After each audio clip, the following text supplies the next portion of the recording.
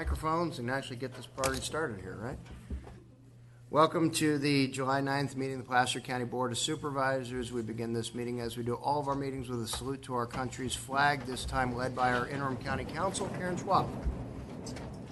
I pledge allegiance to the flag of the United States of America and to the republic for which it stands, one nation, under God, indivisible, with liberty and justice for all. Thank you. And now we will consider our consent agenda. Any board members have any items on consent they would like removed for discussion? I don't see any. Any members of the public identify anything on the consent calendar that they would like removed and have us address? Seeing none, do we have a motion on consent? We have a motion, Wygant, and a second, Holmes. May we have a roll call, please? Gore? Yes. Wygant? Yes. Holmes? Yes. Gustafson? Yes. Euler? Aye. Thank you. All right, moving on to public comment. This is the time when members of the public can address the board on items not on our agenda today. Understand that any items raised under public comment cannot be addressed by the board today. However, it doesn't mean that it goes completely unheard, and for lack of action, often things raised under public comment do get addressed by the board prior to the next meeting. So please go ahead, step forward, identify yourself, and try to limit your comments to 3 minutes, if you would, please. My name is Ken Tokotomi, and I'm from Auburn. Thank you for listening to us. I'm with the group that wants to save the DeWitt Theater, and it's my belief that North Auburn needs a community identity. It needs facilities where people can meet, assemble, watch plays, musicals, and recreate. The proposed demolition of the DeWitt Theater and some of the surrounding buildings, such as the senior center, swimming pool, and gym, are really short-sighted. The county has approved a large affordable housing project which would seem a natural use for these citizens.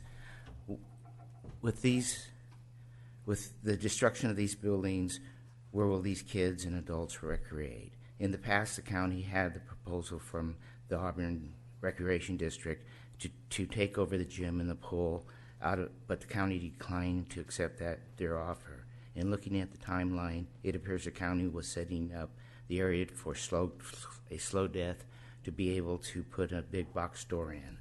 The footprint of these buildings represents approximately 1.5% of the whole DeWitt facility. They are in a historic designated area which has stricter requirements to demolish and replace. I was interested in reading yesterday's Sacramento Bee. On page 3, I believe it was, there was a big headline, "Lawsuit aims to protect historic theater, could halt affordable housing." This article quoted Supervisor Euler for much of the content. We believe this statement to be misleading. According to the Sacramento Bee reporter, Mercy Housing, which is affordable housing corporation, has successfully applied for funding. Based on our lawyer's review of the state and tax credit funding application, our litigation does not prevent Mercy Housing from obtaining funding. The funding application has 2 checkbox questions asking that the project has an approval plan and approval environmental review under CEQA if needed. The answer to these questions are both yes. There's nothing in the application that inquires about pending litigation. Approval of the master plan and the EIR stand in full force and can only be changed when and if settlement is not reached and the suit moves forward and the judge rules in favor of the suit. Both Mercy Housing and the county have been informed that if our suit does go to court and is successful, we would only seek the judgment that requires limited versions of the EIR dealing with historic buildings. The Mercy Housing project has no impact on historic buildings. Thank you.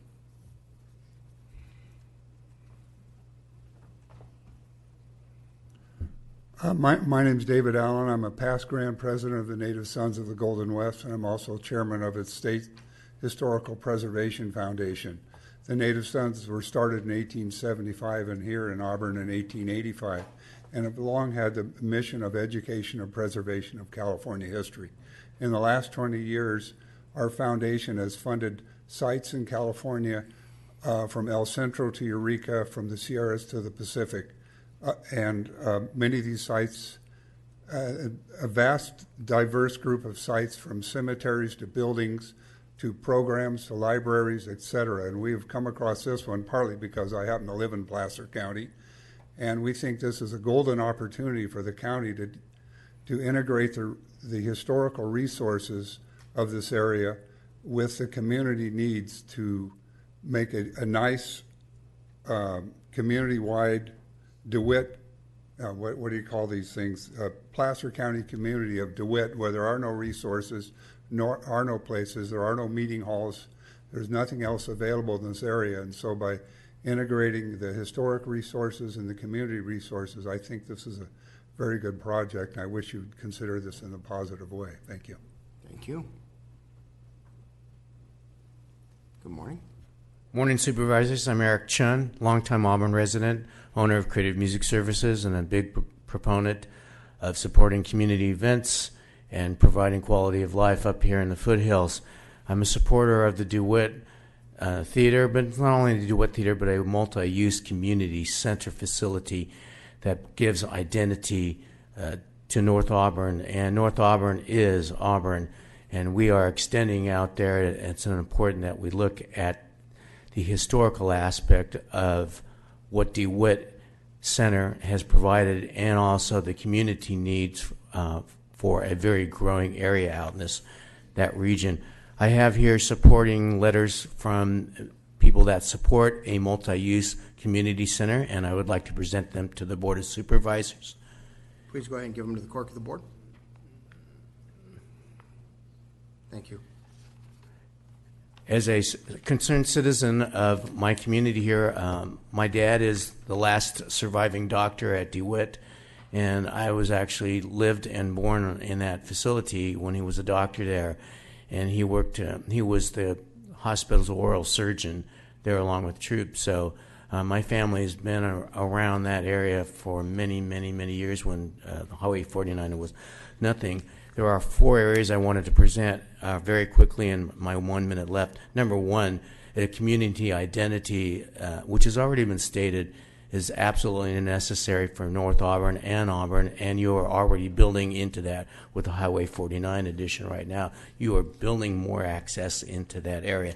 Number two, a community center for North Auburn, and the facilities to update those is definitely needed to provide an identity and to build all of the necessary items that are needed for community support up there.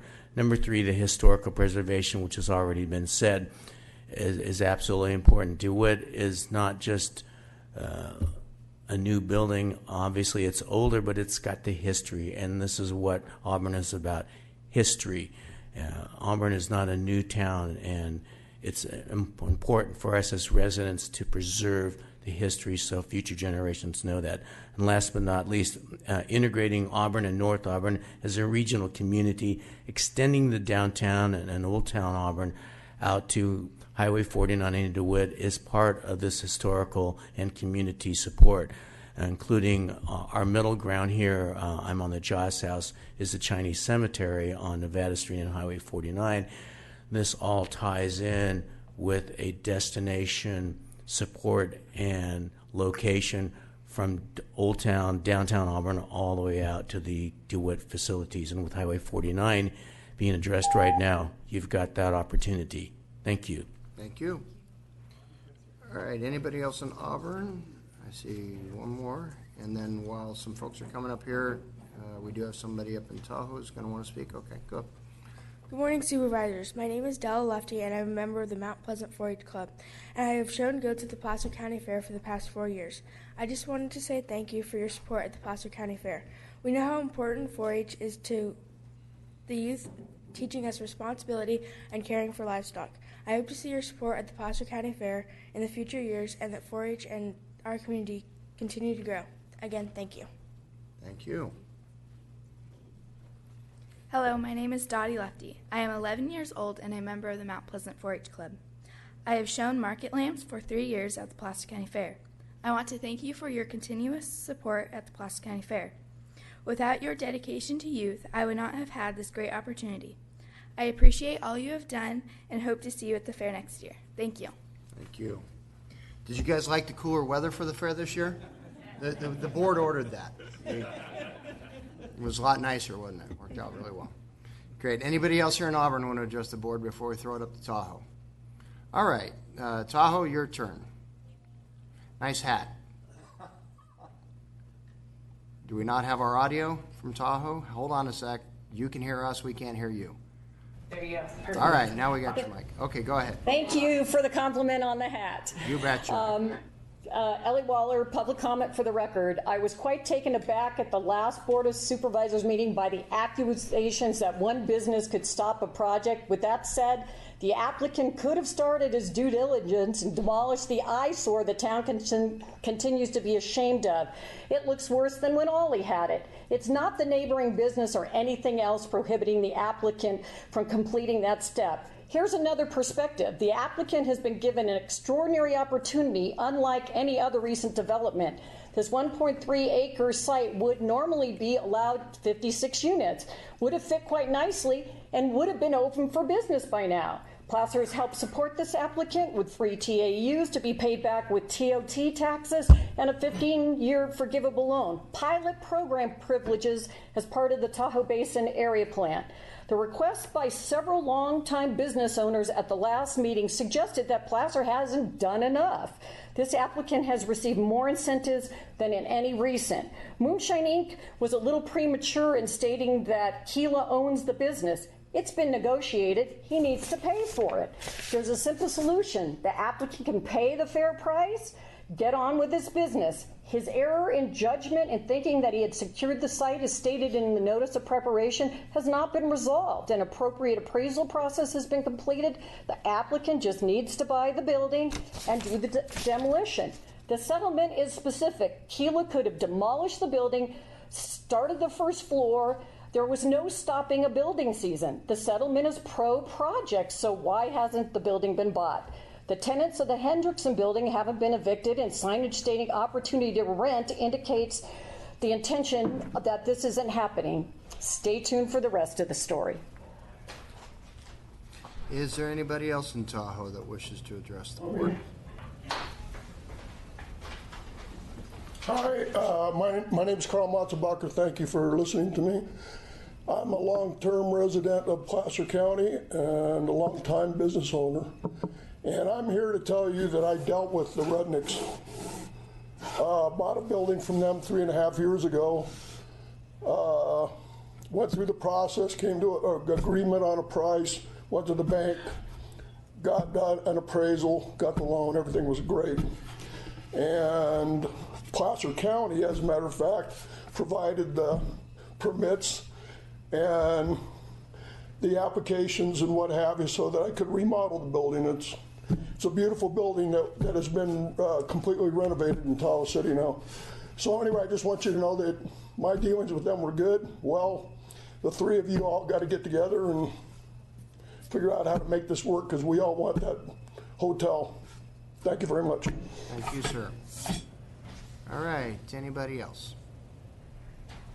Okay, seeing none, we'll go ahead and bring it back. That concludes public comment. We will move on to board member and county executive reports. Before I introduce an item, do any of my colleagues have anything? Cindy, did you have something that you wanted to? I sure did. I wanted to thank Placer RCD for the Ag Tour. I had the privilege of attending the Ag Tour with Supervisor Holmes and Gore and CEO Leopold, and it was quite informative and really a great tour. So I want to thank everybody involved in that tour and the education process I'm going through. I'm still learning up here, and with this amazing county, all of the resources that we have. So I just wanted to report that. Great, thank you. Supervisor Gore? I had the opportunity to participate in SACOG's fire management tour. Supervisor Gustafson attended as well, and it was a really eye-opening opportunity. We actually toured El Dorado County and looked at areas of concern that they have the forests, the area where, was it the campfire? The King Fire. The King Fire in Tahoe, where that devastated, or El Dorado County, where that devastated El Dorado County, and really got a better understanding of the importance of managing our forests and all the challenges that go along with that. We've got a good project taking place in French Meadows between the county and PCWA and the state. So there's some opportunity for entities to work together to address some of the forest management and fire management issues. But it was very eye-opening, and as we continue to look at issues when it comes to insurance, et cetera, we're having more conversations. They've done some creative things in El Dorado County, which I'm sharing with folks, and I know we'll be talking more about this, but I think I want folks to know that we really understand that this is a huge concern, not only in our community, but in communities across the state, especially those of us that are along the Sierras. So more to come, but I really did appreciate that opportunity that SACOG provided for us to take a look at the issues firsthand. Great, thank you very much. Okay, and then I just had want to take the opportunity to thank a longtime friend and colleague of ours, Dave Butler, former council member in Rockland. Dave, you want to go ahead and step forward? I got contacted by Dave, I don't know, a month and a half, 2 months or so ago now, about a great opportunity that he had created for some folks up here in Placer, but was looking for the right group to partner with in order to take advantage of this opportunity. So, Dave, at this point, I'm just going to turn it over to you and let you tell folks about what happened. Thank you, Mr. Chair, members of the board. I joined the board of directors of Broadway. I'm sorry, for the record, you are? Dave Butler. Thank you. Resident of Rockland. Thank you, yes. You're welcome. I joined the Broadway Sacramento board of directors in December, and one of my objectives was to ensure that this wonderful civic institution, which has been serving our communities for over 60 years, benefits the broader region, and in particular Placer County. So when their community night came about, we seized upon the opportunity to contact Supervisor Euler as chair of the Board of Supervisors to nominate a nonprofit to participate in community night and send their client families to come and experience a dress rehearsal of Shrek the musical. And so Supervisor Euler nominated Acres of Hope, and they were able to send several of their client families to attend. And so to provide a little bit of background on Broadway Sacramento, its programming, and then also Acres of Hope and the experience of their families. Here this morning is Richard Lewis, Executive Director of Broadway Sacramento, Christy Griffith with Acres of Hope, and Katie Horton, who is one of Acres of Hope's client families. So, Richard?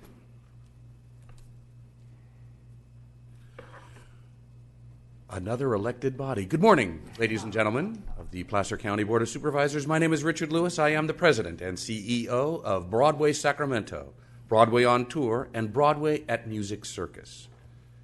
I pushed the button. Yep. There you go. Ha! See?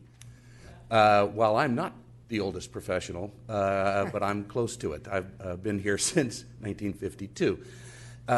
Big thing here, a big difference between Broadway on Tour and Broadway at Music Circus. Broadway at Music Circus, those productions at the Wells Fargo Pavilion are completely produced by us from the ground up. They live for about 8 performances here in Sacramento. They don't go anywhere else. Most of the talent is coming to us from New York, which is the heart of the musical theater industry. And by the way, we have a terrific show opening tonight, Drowsy Chaperone. If any of you are interested in attending a performance, you should please let me know. This is our 69th summer season of Music Circus. It is our 17th in the Wells Fargo Pavilion. And it is my 52nd season on the payroll, and there were no child labor laws when I started. Broadway on Tour is all about touring Broadway musicals. You write a really big check and the show shows up in town. It's last one we had 3 weeks of Aladdin. We've got a terrific season coming up next year in the Memorial Auditorium. We'll be in the auditorium for a season while they renovate the Community Center Theater. Thank you.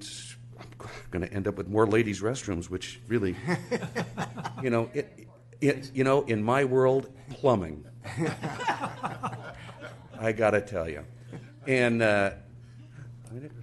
okay, look at that, just works. Wow. Okay, now this is about the education stuff. Broadway Sacramento Academy, assisted arts programs, we do American Sign Language, we do audio described performances, we do open caption, we do audition workshops. We are trying to foster local talent.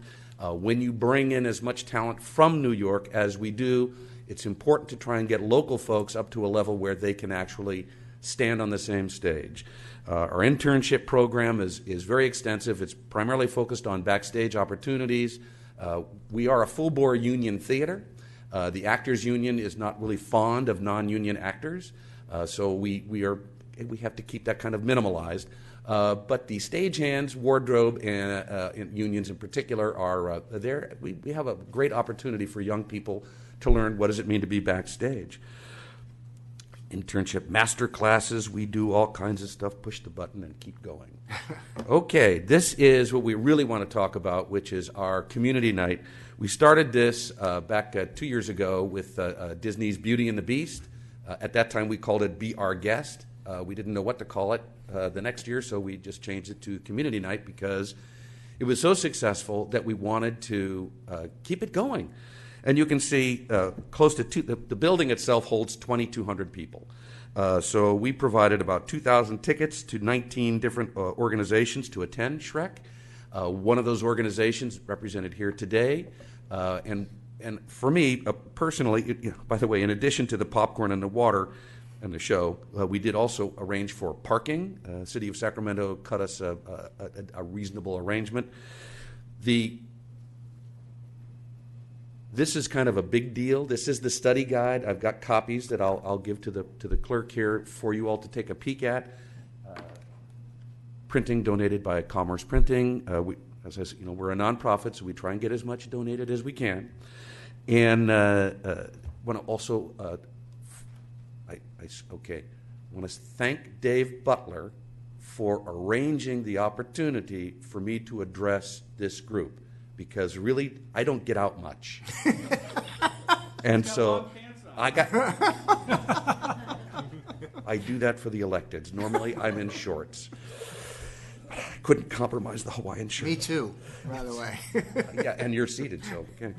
I want to also thank Josh Hart with Wells Fargo Bank.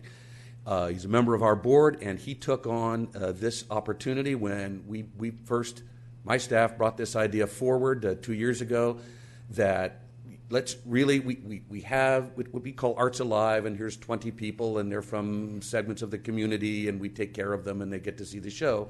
Can't we do something bigger? At this point, our Monday night dress rehearsals are full-bore performances. The orchestra is in the pit. It's all there. So, how do we give back even more to the community? That's the genesis of this idea. And at that point, the staff told the board, okay, that's it, we're done. We had the idea, now you deal with it. And Josh Hart with Wells Fargo absolutely took that on. And so this is our third season. And like it says, or like it said until I punched something wrong, for many attendees, it's their first experience at a musical theater production of any kind. It's stunning to sit in that audience and watch what happens when people realize, no, Shrek's a cartoon. No, Shrek's on stage. That guy is Shrek. But how does he have such a big green head? It's all about designers and money. Anyway, so, okay, here we go. That's me. If you have any questions, happy to answer. Otherwise, I'm available to anybody. Period. All the time. I don't duck phone calls. And like I said, if you want to come see Drowsy Chaperone, let me know. Opens tonight, runs through Sunday matinee, and then that's it. And then we're on to Guys and Dolls. Thank you, Richard. Followed by The Wiz and In the Heights. Good seats still available. Thank you for creating the opportunity. David, did you want to introduce? Just a couple more. Sure. I just wanted to say thank you so much for Supervisor Olner recommending us to go. This really was a once-in-a-lifetime opportunity. I'm the Director of Family Services over at Acres of Hope. We work with women and children coming out of homelessness and trauma. On our campus here in Auburn, our families do an amazing amount of work, and it is a lot of work. And so it is really important for us that our families get out into the community and experience diverse things. This experience, I would say, was absolutely extravagant. I mean, some of our children had never even been in downtown Sacramento. So from the moment we left the parking garage and the children were looking up at the bright lights to the time the donkey fell out of the sky, all the way to the very end, our children were on the end of their seats, just totally captivated by what was happening in front of them. It just made me feel so good to watch it happen. I'm so grateful to all of you and to Dave and Richard and Sacramento Broadway, the popcorn and the water. I mean, it just really was a once-in-a-lifetime experience. So I just want to say thank you for making that happen and for the work that you do. And while I have the mic, I would also want to invite you out to our campus here in Auburn. If you guys have not visited Acres of Hope, we would love to have you. Thank you. Thank you. And one of their client families, Katie, you want to just make a couple comments? And she and her son really exemplify what we're trying to do. Hi, I'm Katie Horton, and I'm a resident at Acres of Hope. The experience was great. I really loved it, and I wish my son could be here to tell you all about it. I really liked the opportunity. Thank you very much, and thank you for having me. This was an opportunity of a lifetime, like Christy said. I would have never... If I wasn't at Acres of Hope, I wouldn't have been invited, and I don't think I would have went if I was not homeless and at Acres of Hope and all that. But I would go again, and I really appreciate the just everything, the donkey and Shrek and being up front and popcorn, the water, just everything. Just thank you. Thank you. Thank you. David, thank you for bringing the opportunity to us, and thank you for engaging with the Placer County community, and we look forward to, in the future, Chairman Gore having the opportunity to nominate a group to go again. So thank you all so much for the Mr. Chair, update. Yes, I'm sorry, Supervisor Holmes. Mr. Lewis, I just want to thank you for all the work you've done over these many years. As a young lad, I went to the music circus. It was my first time at being a musical production, and I've been back many, many times. I took my son and daughter when they were younger to see Wizard of Oz. That was unbelievable. I'll never forget that. And then I took my two granddaughters who came up from Temecula with their mom and dad to see Shrek. And they were, it was just unbelievable. And so it's just a great opportunity for young people to, when they don't know what a musical production is, you set the example. And I just want to thank you very much. Thank you. All right, we're going to go ahead and move on to our 9:05 timed item. Thank you, Dave, for the presentation. Our 9:05 timed item, this is a proclamation.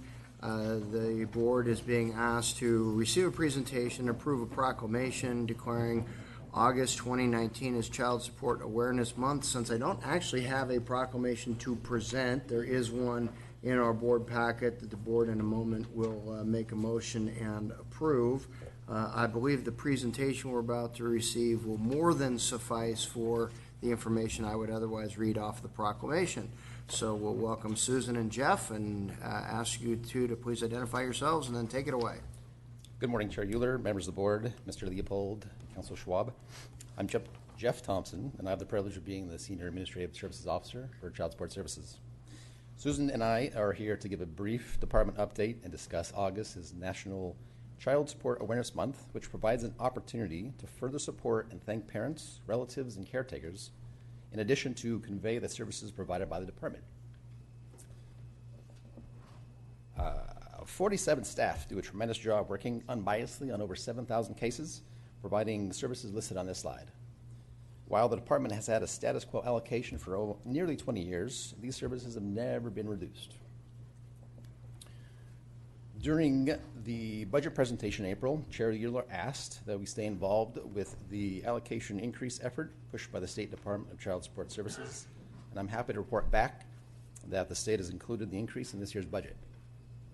The result is that Placer will receive an increase of $153,000 each year for 3 years, plus $240,000 in the fourth year for a total allocation increase of over $700,000.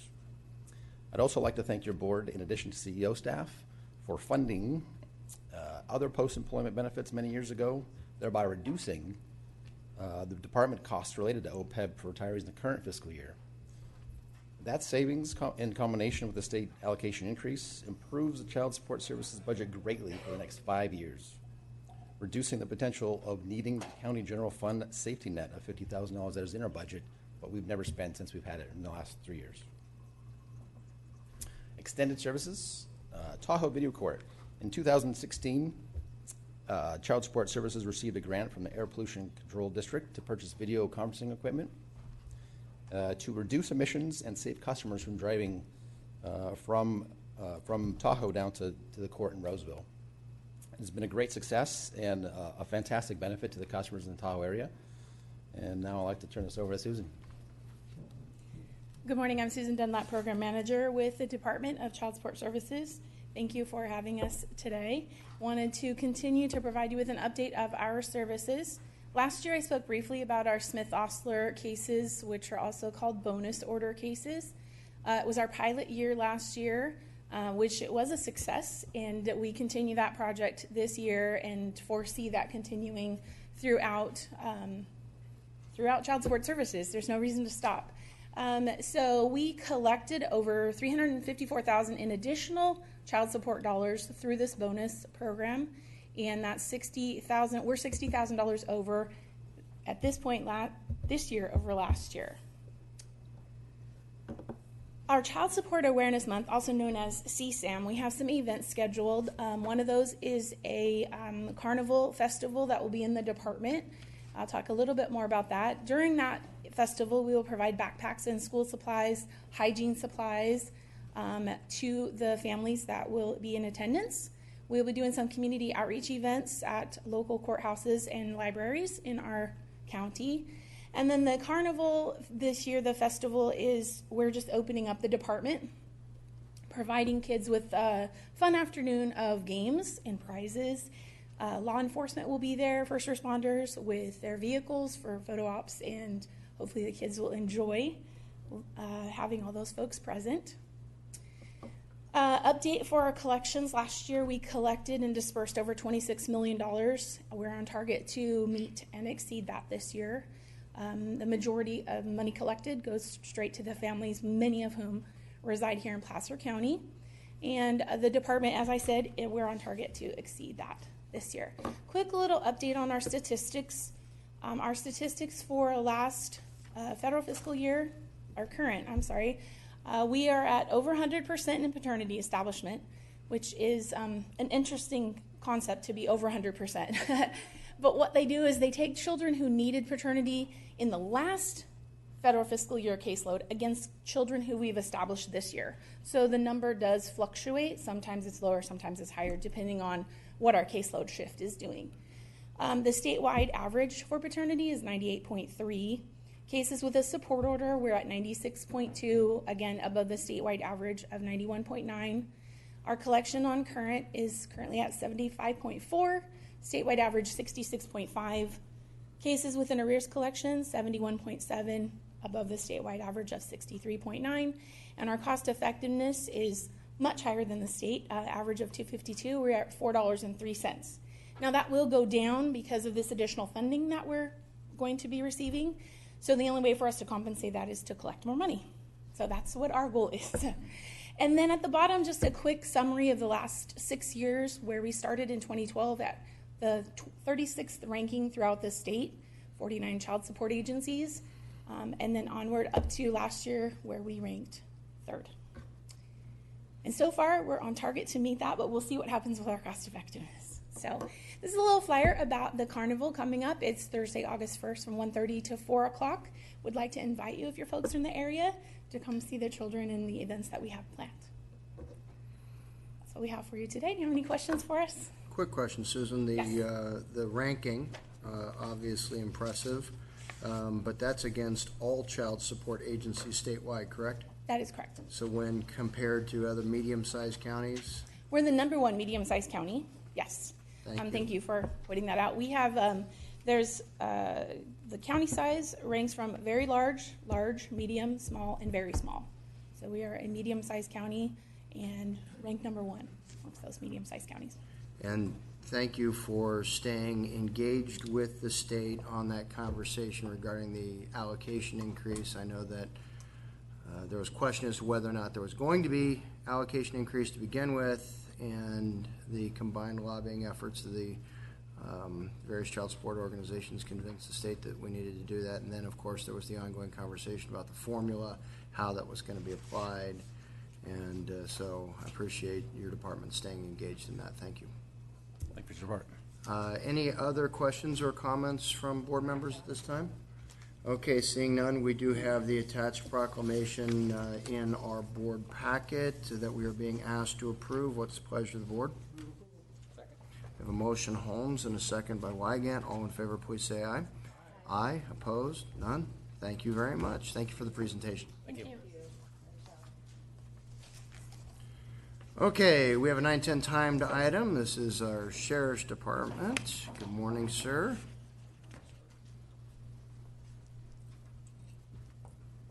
Sirs, I should say.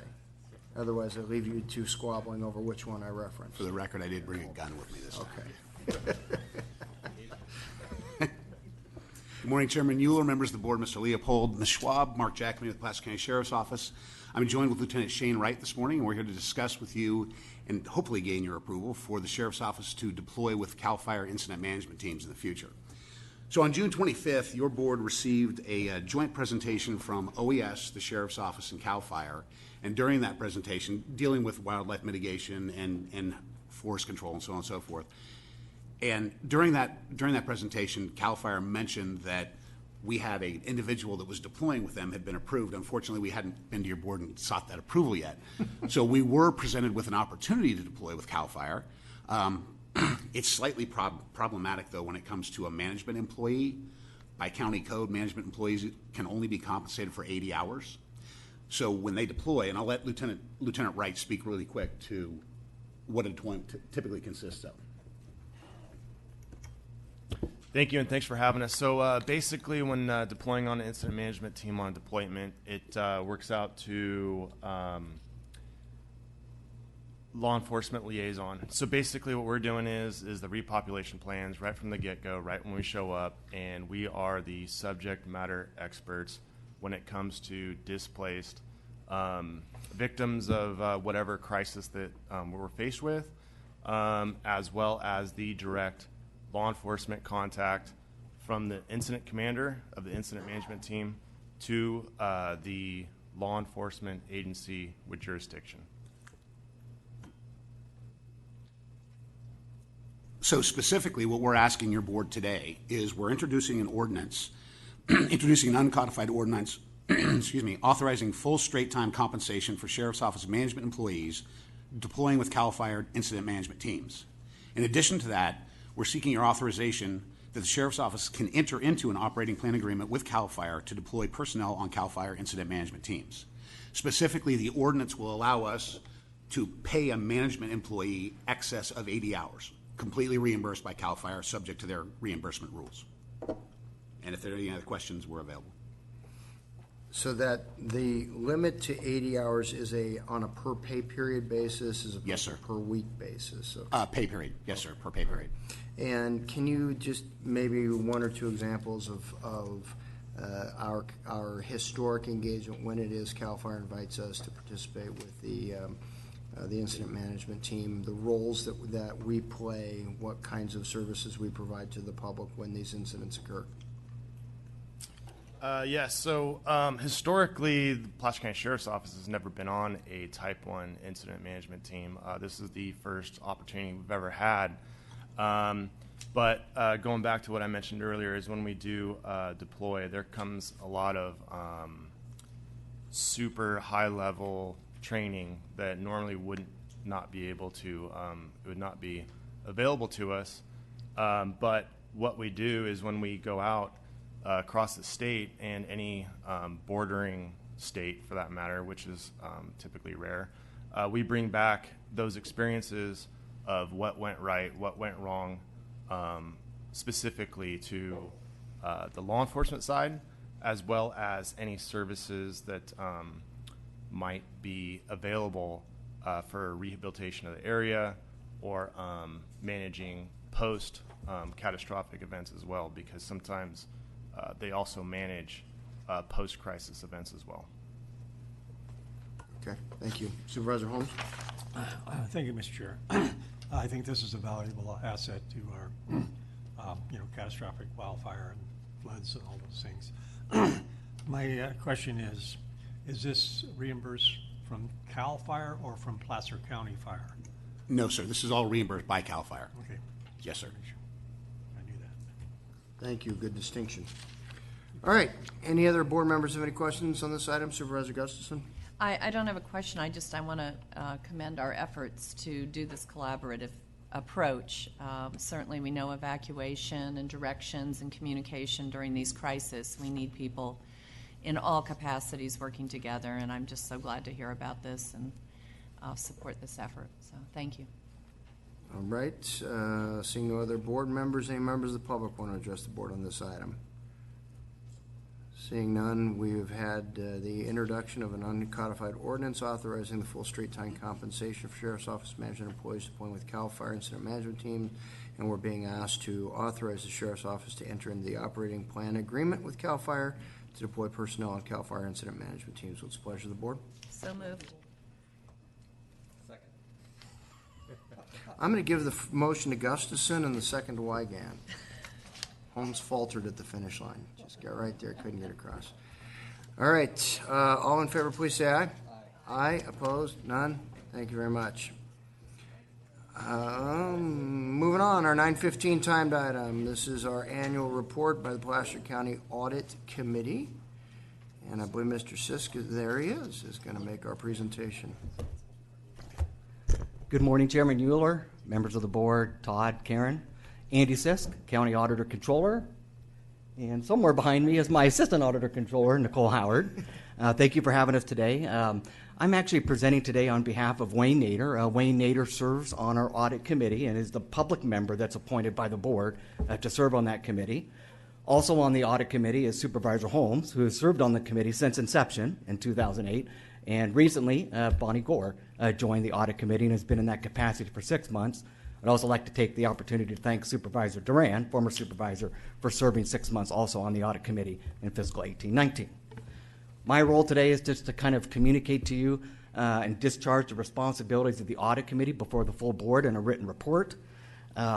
Why did we form this Audit Committee 10 years ago? And I'd like to remind people why we did this. And it goes back to 2002, 2003, when we had the accounting scandals with Enron and Tyco, which then eventually the collapse of Arthur Andersen. And then, of course, when something like that happens nationwide, then people react. And then you got the federal government involved with Sarbanes-Oxley. And then after that, you get the accounting boards and auditing standards boards involved. And because of that, it required more transparency, more communication to those charged with governance, really here in Placer County, and that's the Board of Supervisors. Of course, when you relate it to the private sector, you're usually talking Board of Directors. But for us in Placer County, it's the governance. And that's why we formed the Audit Committee back in 2008. Some of the things that we did over the last year, we always have an external audit. The Audit Committee is very well aware of that. They come and present to the Audit Committee 4 times a year. We have meetings 4 times a year. Probably the big things that happened during fiscal 18-19, we did get through the CAFR. It was a very difficult CAFR season for us. Why was it difficult? Well, we had turnover in the office. We were implementing this thing called Workday, which took away some of my key financial reporting staff. And then last, we were implementing a new accounting standard, which was probably the last accounting standard that gets all of our liabilities on the balance sheet, and that was the implementation of Governmental Accounting Standards Board number 75, which is OPEB, and the accounting and financial reporting that goes along with that. I'm happy to tell you that there were no deficiencies in internal control. And we talk about significant deficiencies, material weaknesses, but we had no control deficiencies. And I'd like to think the reason we don't have control deficiencies is because we have a strong internal audit function. Having a strong internal audit function by design hopefully is going to eliminate some of those internal control deficiencies countywide, and I think the efforts that we do in the internal audit area contribute to that. A lot of that thanks goes to my assistant, Nicole Howard. She was hired in 2006 as our internal audit manager. She's now the assistant auditor controller, but she basically leads the internal audit division and does a fabulous job with her team. We have a very lean and mean team. We have right now 2 auditors. We just lost another auditor to another department. And it seems like we do have some revolving door there because those auditors get experience, the departments pick up on that, and they like to pluck my internal auditors. But that's okay because they're still part of the county family. Some of the great work that they did last year, we had a number of department head changes. CEO, IT, part of it was admin services, county council. We brought on a new director of facility services, so we had a lot of change of office audits going out to departments. County council, I'm looking at Karen, county council changed as well. The other thing that we did is we underwent some peer reviews. And you may think, well, what is a peer review? Well, that's when another county comes in and looks over our shoulder to make sure we're following all those professional standards. So recently we had Yolo County come in looking over our shoulders, and then we did a reciprocal. We went out to Napa County and looked over their internal audit department and made sure they were complying with professional standards. And that's something we do as part of our Auditors Association, and I think there's great value in doing that. Of course, it's also required by the AICPA to get these peer reviews done as well. So with that, that's my report today. I'd be happy to answer any questions you have regarding the audit committee and anything audit related. Supervisor Holmes. Yeah, you made reference to a couple items. CAFRA, can you tell us what? The CAFR? Yeah, what's it called? Yeah. The Comprehensive Annual Financial Report. Okay, good. And then OPEB? Other post-employment obligations. Okay. So everything other than pensions. You passed. I want to, sitting on the audit committee really gives me more of a connection to your department and Nicole, and gives me a sense of comfort that we are overseeing everything that goes on within our department. So I just want to thank you both for your work on that. I know it's a lot of work, so appreciate it. Thank you. Thank you. Any other board members, any comments or questions? Any members of the public? All right, consider your report received. Thank you, sir. Thank you.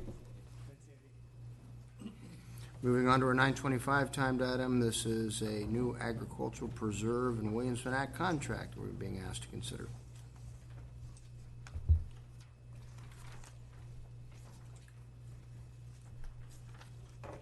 Good morning, Supervisors, Chairman Mueller, Todd Leopold, and Karen Schwab. My name is Callie Kettinger-Cecil with the Placer County Planning Services Division. The item before you this morning is a request to enroll a property in the Williamson Act and establish a new agricultural preserve on a 20-acre parcel in Auburn. This parcel is located on Mount Vernon Road, and it is vegetated with annual grassland and some oaks. It's shown here. It's shown in blue.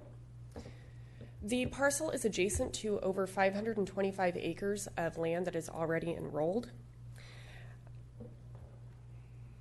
And these photos show that the property owner has planted about a 5-acre portion of the 20-acre property with 3,200 vines on a trellis system. The property owner has also planted 250 head train vines, as well as installed irrigation, fencing, irrigation filtration system, and a cover crop. So these photos show the vines that have been planted. And this photo again shows some of the perimeter fencing as well as the irrigation that has been installed on the property. The vines were planted in March of this year with the intent to graft budwood in the spring of 2020. Though the property is not yet in active production, the Williamson Act contains a provision allowing contracts to be considered if the property owner can demonstrate that the site has installed irrigation, has been planted with vines for vineyard production, and that the site could eventually produce a minimum gross income of at least $4,500 annually. The 2017 Placer County Crop Report, which is the data that is most recently available, notes that the average grape yield in Placer County was a little over 3 tons per acre, and the average price per ton of wine grapes was $1,490 per ton. Using this information, it is assumed the 5 acres of vines could produce a gross income of over $22,000 annually, which meets the minimum income requirements of $4,500. Though the parcel is less than 100 acres, the board may determine the proposed preserve consisting of less than 100 acres qualifies for approval because it is located in an area with unique agricultural enterprises, the establishment of the preserve is in the public interest, and the contract qualifies because it is adjacent to 525 acres of enrolled lands to the west. The Agricultural Commission noted that because of this, it is in an area within unique agricultural enterprises. In addition to the improvements the property owner has made, the property owner granted an agricultural conservation easement to the Placer Land Trust to ensure the agricultural and scenic values of the property are protected in perpetuity. The property owner has made a substantial commitment to the agricultural operation on the property. Staff recommends your board take the following actions. The first is to find that the proposed agricultural preserve is categorically exempt from the California Environmental Quality Act. The second is to adopt a resolution finding the agricultural preserve based on the findings contained in the staff report. And finally, approve and authorize the chair to execute the William Smack Land Conservation Agreement, PLN 18-00014. The property owner is here, and I am also available for any questions you may have. Thank you. Okay, any board members have any questions? Not seeing any. At this time, we'll go ahead and open the public hearing in order to consider the establishment of the agricultural preserve. Any members of the public wish to address the board on this item? Seeing none, we will close the public hearing and bring it back to the board for determination establishment. The preserve is categorically exempt. Do we have a motion to make that determination? That was a motion by Holmes and the second was Gore. All in favor, please say aye. Aye. Opposed? None. Thank you. We're being asked to adopt the resolution to establish the agricultural preserve PLN 18-00014. Motion Holmes, second Gore. All in favor, please say aye. Aye. Opposed? None. And finally, I would request that you please allow me to execute the Williamson Act Land Conservation Agreement that we just approved. Thank you. Motion Holmes, second Gore. All in favor, please say aye. Aye. Opposed? None. Thank you very much. All right, moving on. County Executive Emergency Preparedness Fire Insurance Update. And Becky's moving on forward.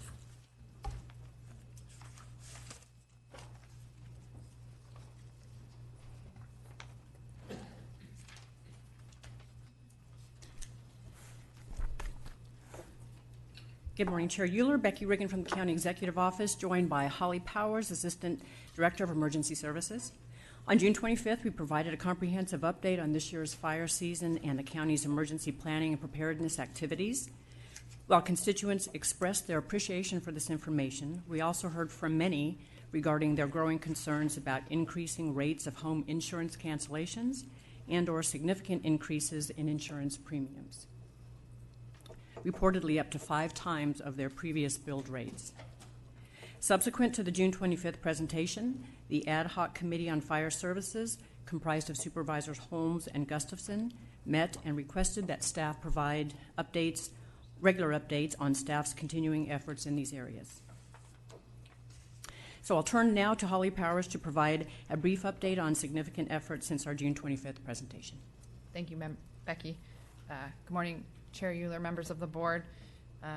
One of the key pillars of OES is planning and preparedness, which focuses on public and personal preparedness, as well as plans, training, and exercise for local governmental agencies, not just the county. And so with that in mind, I just wanted to highlight a few of the things that have happened since the June 25th presentation. On June 26th, PG&E held the Public Safety Power Shutoff Agency workshop for the counties of Placer, Nevada, and Sierra. PG&E invited public safety emergency response community members aimed the workshop at preparedness, awareness, coordination, planning, all for potential public safety power shutoff or PSPS events. Specific items included factors that will cause a PSPS event, PG&E efforts to prepare customers and communities and agencies, PG&E and agency communication and coordination. This was the bulk of that discussion on how we're notifying not only each other but our community, and resources and information available before and during the event. On June 27th, the next day, OES held a drill to activate the county's Emergency Operations Center here in Auburn. We have made a few minor changes, physical changes in the EOC, and with the recent changes in the county organizational structure, we wanted to create an environment that focused on familiarization with the not just the physical EOC layout, but also the county departments that make up the EOC, how we all work together, what we're generally responsible for, and how the EOC would just kind of flow and function. So a very low-key, low-stress environment just to, again, build that familiarization with the EOC. We plan to hold 2 of these simple Emergency Operations Center or EOC evacuation drills per year, every year. to test our multiple identified both primary and alternate emergency operations centers on the west slope and in the east side. And this will also allow for a seasonal preparedness, both pre-fire season and pre-winter season. OES has also been working closely with the County Communications and Public Affairs Department to develop an OES website to meet the needs for public information around personal and family preparedness, as well as resources available for home preparedness and other resources that may be available within the county for those purposes. With that, I'll give it back to Becky. So the only action requested of your board today is your authorization for staff to further engage on homeowner insurance concerns. While Placer County does not have agency responsibility for fire insurance, given the growing magnitude of the issue, we recommend engaging with state legislators and others to advocate for solutions on behalf of our residents. Accordingly, staff have already reached out to the California State Association of Counties, to the Rural County Representatives of California, and some state legislators to discuss how we can work together to advocate on these efforts. We have also drafted a letter of concern to Insurance Commissioner Ricardo Laura, encouraging a reexamination of how the Department of Insurance determines risk in California, and to request further consideration of individual and neighborhood mitigation efforts and regional fire mitigation activities at the state and local level, such as the CAL FIRE Fuel Break projects. I believe the clerk of the board has provided each of you with a revised draft letter that places greater emphasis on the magnitude of premium increases experienced by affected homeowners. Staff are seeking your support of this letter and are happy to incorporate any further edits you may have. Okay. Board members have any questions? Any members of the public want to address the board on this item? Please, go ahead.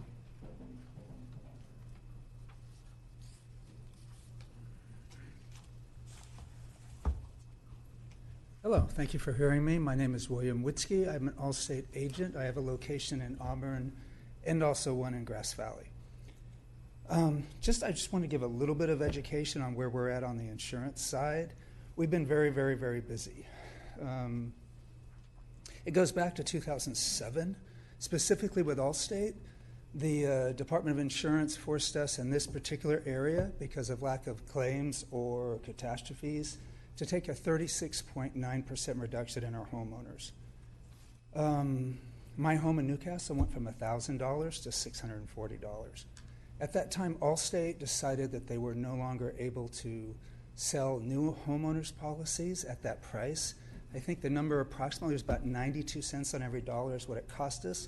We were now receiving 64. Some areas, Santa Cruz, Redding area, they had up to a 60% reduction in premium. At that same year, when that went through, we had 120 homes lost in the Santa Cruz area, of which they had a 60% decrease in their homeowners cost. So it started with Allstate. We're a publicly traded company. The insurance commissioner is an elected official, so if they do something with Allstate, it ends up hitting the financial newsletters because it affects their stock price. But then they went to State Farm and AAA and all the admitted carriers. So you saw a shrinking of new policies being sold from admitted carriers at that time. Allstate, some carriers decided to non-renew all of their homeowners at the time. I think it was 3 years ago, Liberty Mutual non-renewed everybody that they had, no inspections. Hartford's non-renewed everybody. AAA is in the process of modifying their homeowners policy. So they're not non-renewing, they're just taking fire out completely. And then it's called a companion plan that takes care of all the other liabilities you might have, which forces them to go to a fair plan, California Fair Plan. The fire science has changed, and it's made its way into the international companies that calculate that.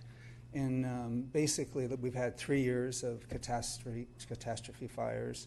They've elevated wildfires in California to basically hurricanes.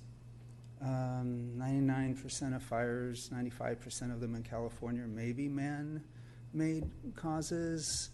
There's some, other issues that can be done with it. Hurricanes are more meteorological and a swath of where it can go and predictability and warning and all those things. So a company like, I'm just saying general insurance companies, Allstate, Travelers, you name it, whatever, we rely, and again, I'm just a local agent, but this is kind of what our passion is and what we do in taking care of people. We rely. Go ahead. We rely on, part of it is taking on a certain amount of risk, just like you might have a homeowner's auto policy and then a personal umbrella policy to take over the top things. We use reinsurance.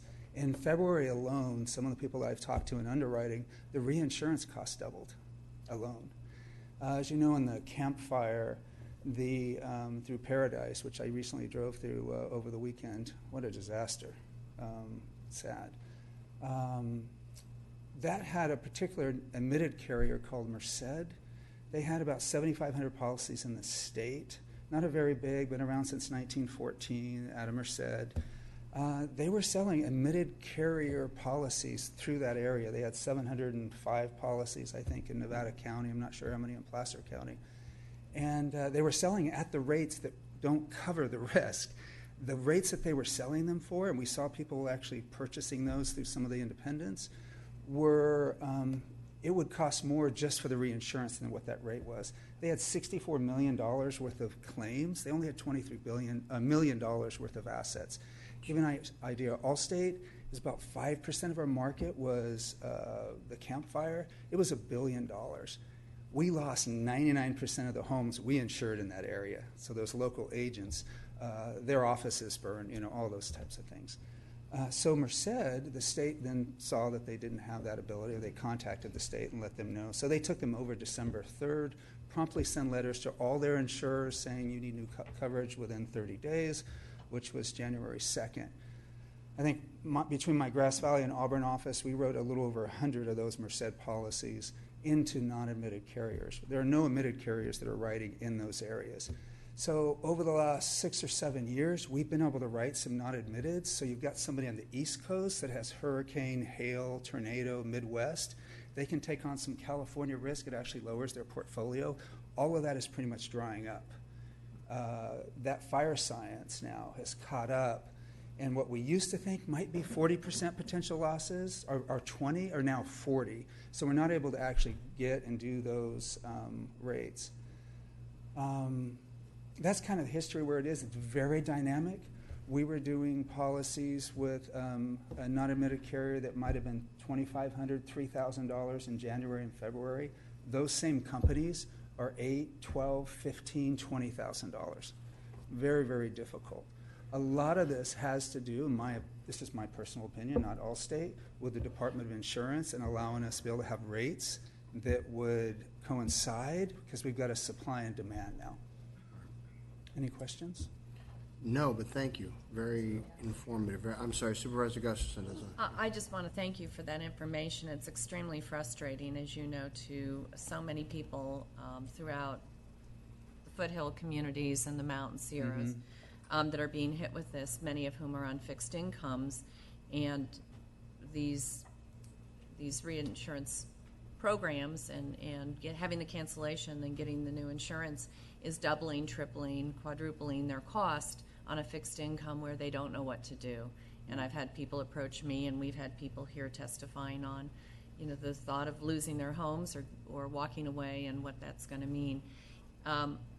I did talk to State Senator Dolly, who asked for information, any information we could give, because in looking at what the testimony was before the state commissioner, I don't think it really portrays the 69% increase in the Cal Fair plan doesn't really portray what's happening to people who lose their policies and have to go back out into the market and then are paying for 3 or 4 times the rate. So I appreciate that time.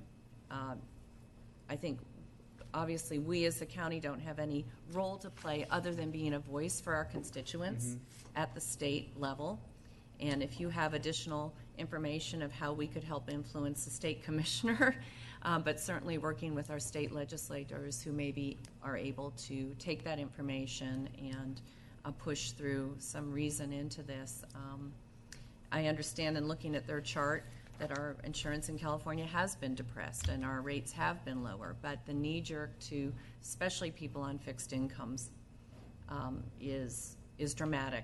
and emotional and frightening to everybody. So I thank you for sharing the information today, and if you have other ideas or if other insurance agents in the area can tell us how we can best be the voice for our constituents, it's very much appreciated. Sure, I'm available. I'm the only Allstate in Auburn. Yeah. Easy to find. Thank you. Thank you. Thank you. Thanks. All right, anybody else want to address the board under public comment? Okay, seeing none, this was just an update for our board. Thank you very much. On the letter, I just also, I that's want to right. thank staff Thank you. for revising it to reflect that higher issue of premiums, because the original letter, I understand, was quoting what had been provided to the state insurance commissioner, but that was not the story that is happening when people lose or non-renewed on their insurance and then have to go out. So I appreciate those changes. So is that a motion to approve the And revised that would be a letter? motion to approve that letter. Okay.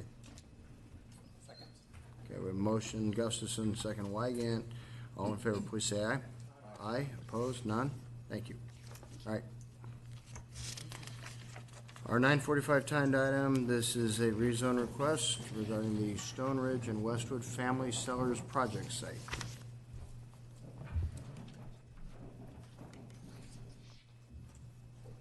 Well, good morning again. Callie Kettinger Cecil, Planning Services Division.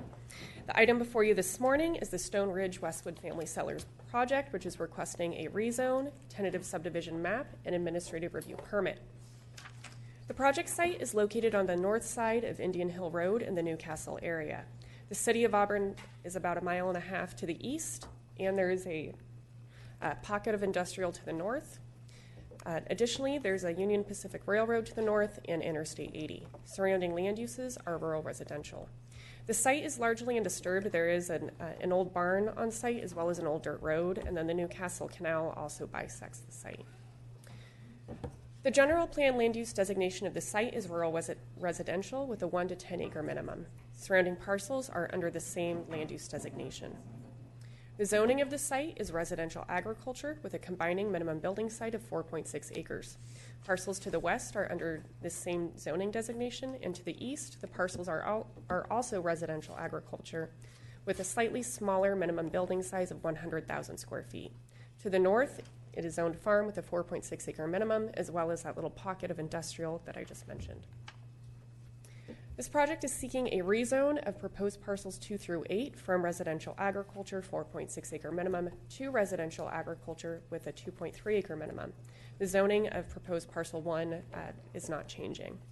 The project is also seeking approval of a tentative subdivision map to subdivide the 38.57 acre site into 8 residential lots ranging in size from 2.5 acres to 9.4 acres.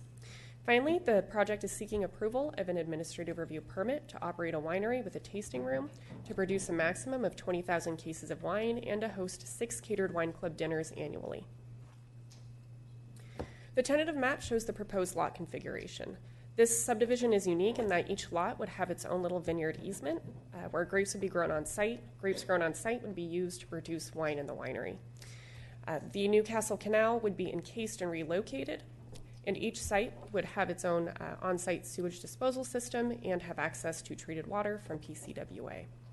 The winery would be on proposed parcel 1. The rezone exhibit shows the area of the proposed rezone. As I mentioned, proposed parcel 1 would remain residential agriculture with a 4.6 acre minimum, but the remainder of the site is proposed to be rezoned residential agriculture to a 2.3 acre minimum. The following slides show the existing conditions of the site. The site is undeveloped except for that little barn and dirt road and the canal. It's a pretty steep cut from Indian Hill Road onto the site, but once you're up on the site, it's relatively flat with a lot of annual grassland. So these photos again show the annual grassland, and then the photo in the top left, that is on proposed parcel 4 looking south, that shows some of the oak woodland that is on site. So as I mentioned, this project is seeking a tentative subdivision map for the creation of an 8-lot residential subdivision and an administrative review permit for the construction and operation of a 6,000 square foot winery to produce 20,000 cases of wine annually and to host 6 wine club dinners hosted at the winery. This project would be a phased project, and the first phase would consist of the subdivision and associated improvements, and the second phase would consist of the winery and associated improvements. Phase 1 would consist of the construction of the subdivision road, which would be 40 feet wide, 2 lanes, and there would be a gate between lots 1 and 2. The project is proposing a nail soil wall at the project entrance, a Class 2 bike lane at the project frontage on Indian Hill Road, encasing and realigning the Newcastle Canal, and finally, Phase 1 would also include construction of an encroachment onto Indian Hill Road. Phase 2 is the winery, as I mentioned, would be 6,000 square feet, producing a maximum of 20,000 cases of wine annually. The winery would have 35 parking spaces and would also be installing landscaping. The associated improvement would be a separate left turn lane onto Indian Hill Road. That is part of Phase 2. The winery would have a tasting room, kitchen, processing and bottling area, restrooms, and 2 outside patios. Typical operations of the winery include grape processing, fermentation, cellaring, bottling, sales and tasting, and food pairing. The proposed hours of operation are weekends and state and federal holidays from 10:30 a.m. to 6 p.m. And then the wine club dinners would be for 50 to 75 people. Those would be hosted from 6:30 p.m. to 9 p.m. This is the winery site plan. The production side would be on the east side of the building, and then the winery is in the hospitality center on the west side. This also shows the 2 outdoor patios. There's a patio between the production area and the winery, as well as immediately west of the hospitality center, there's another seating area. The parking would be immediately north, and the project is required to install landscaping, including along the east side of the winery. These show what the winery would look like, including the outdoor areas. And a mitigated negative declaration was prepared for the project pursuant to the California Environmental Quality Act. Mitigation measures have been identified to reduce impacts to the following resource areas: aesthetics, biological resources, cultural resources, paleontological resources, geology and soils, noise, and transportation and traffic. The public comment period was from March 22nd to April 22nd, 2019. 4 comment letters were received from Caltrans, the Central Valley Regional Water Quality Control Board, United Auburn Indian Community, and a neighboring property owner. The letter from Caltrans was to inform the county of a potential roundabout project at the Newcastle Interstate 80 interchange. The letter from the Regional Water Quality Control Board was a standard form letter that they send to the county on all projects that undergo environmental review. The letter from the UAIC was regarding 2 on-site resources. As a result of that correspondence, the project is conditioned to avoid those on-site resources.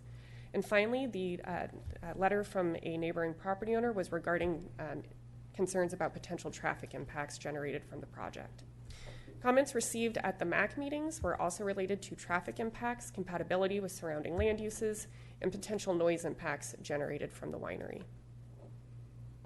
This slide shows the proposed road improvements. Phase 1 is shown in red, and that is the encroachment onto Indian Hill Road. Phase 2 is shown in yellow, and this is showing the separate left turn lane that the project is required to construct with the winery. A traffic analysis was prepared for the project that looked at a couple different scenarios. The worst case scenario was a day where a wine club event would be occurring during harvest season. So that worst case scenario would be generating 253 trips on a weekend. But in general, the more common operation is during harvest or non-harvest without a wine club dinner. The wine club dinners only occur 6 times a year, so that the traffic is actually less when those wine club dinners are not occurring.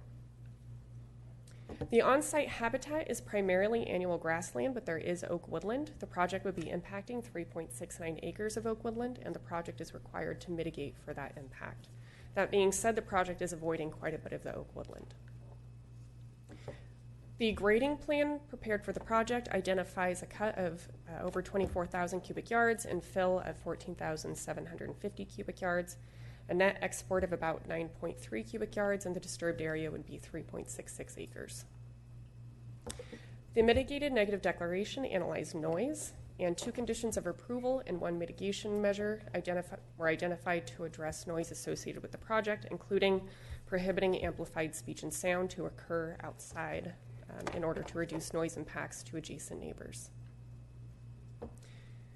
This project was presented before the Newcastle Overmac on 3 occasions. The first was in June 2018 as an information item, again in March 2019. The MAC voted 7-0 for staff to come back to the MAC after the MND had been published, and then finally staff went before the Newcastle Overmac on May 16th as an action item. And at that MAC meeting, the MAC voted unanimously to recommend approval, provided that the left turn lane required for Phase 2 be constructed with the Phase 1 improvements. On May 23rd, staff presented the project to the Planning Commission, and the Planning Commission recommended that your board approve the project.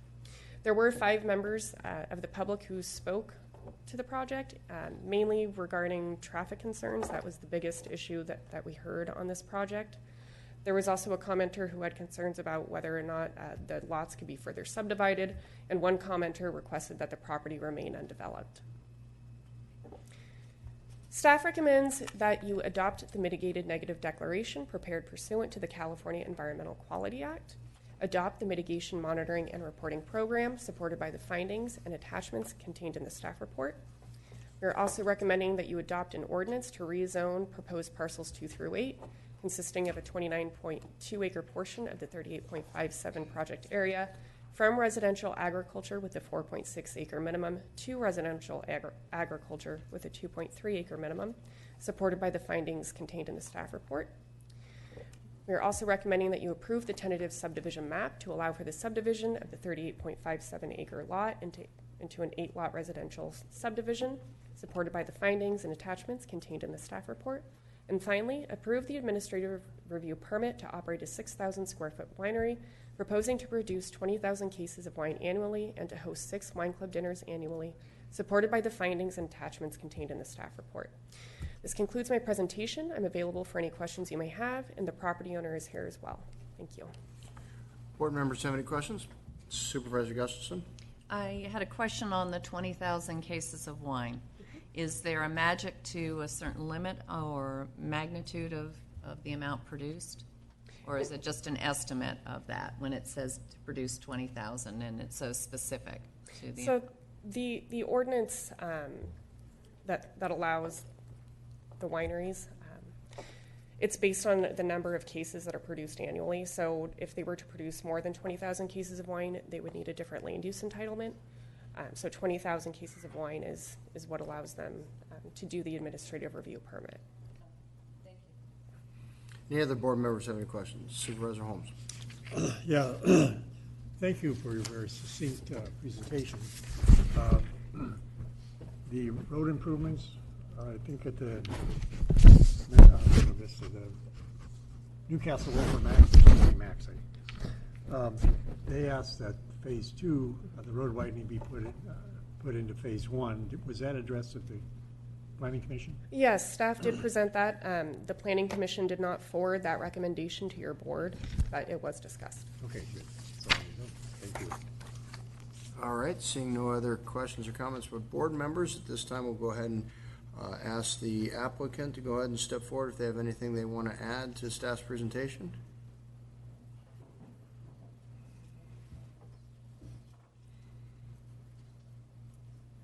Morning. My name is Kurt Westwood, and my family owns the property.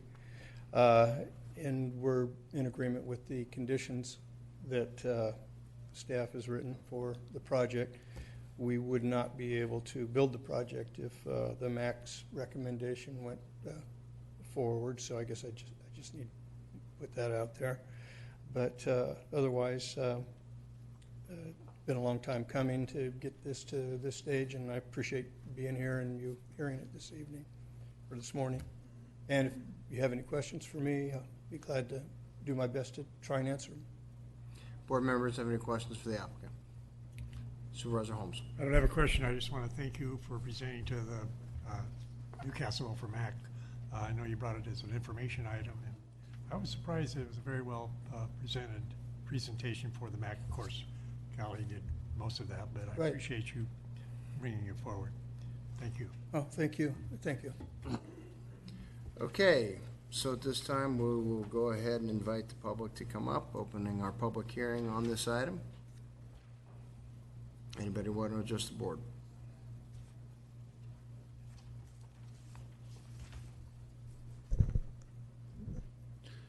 Good morning. My name is David Head. I live at 10155 Indian Hill Road, which is 2 driveways up the hill from this proposed development. I think staff did a good job of presenting this. We spoke with Callie at one of the hearings at the MAC. Our biggest concern as neighbors of this project is absolutely traffic. My wife has been rear-ended trying to turn left into our driveway. Within the last few months, our neighbor who lives adjacent to this property, she was broadsided. As she was making a left turn with cars behind her, a lady passed them all and broadsided her car, missing her front door by inches. Indian Hill Road is a freeway, and it's an unpatrolled freeway. I have never seen any law enforcement up there in the 6 years we've lived on Indian Hill Road. So that is our concern, is that somebody's going to get seriously injured on Indian Hill Road because of traffic that's existing now, and this is going to add traffic, and it doesn't mitigate any of the issues that we have upstream. So those are my concerns, and those are the concerns of our neighbors. Thank you. Thank you. Anybody else want to address the board on this item? All right, seeing none, we'll go ahead and close the public hearing, bring it back to the board for consideration of the 4 different actions that are outlined. Any board members have any comments? Supervisor Gore? I appreciate the staff report, and I think it's a good project. I do appreciate this gentleman's concern about traffic, and that might be another conversation with Public Works and CHP and the speed on that road, and making sure CHP knows that there's some concerns so it can be taken a look at. But you're probably aware of it, Supervisor Holmes, but I just want to make sure that we hear your concern about traffic and see what type of things can be done to mitigate it. I mean, I know we're going to have the turn lane for the project, but I did drive that road the other day after I'd heard about this project, and I can see how people zoom through there, and I think there's some opportunities, some mitigation there, which would be separate from this project, but I think it's important that we look at that regardless of the project. Okay. Am I misremembering, or isn't there a CHP station right on this road? I thought there was. Supervisor Holmes? I don't know if Mr. Westwood can answer this, or Callie. How soon do you think that phase 2 will be taken care of as far as the winery part? I'd have to defer to the applicant for that.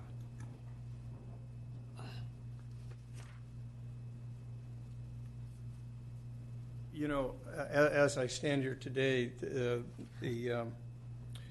project has sort of been shaped by the process of gaining the entitlements, and so the winery is only going to be open on Saturdays and Sundays and holidays, and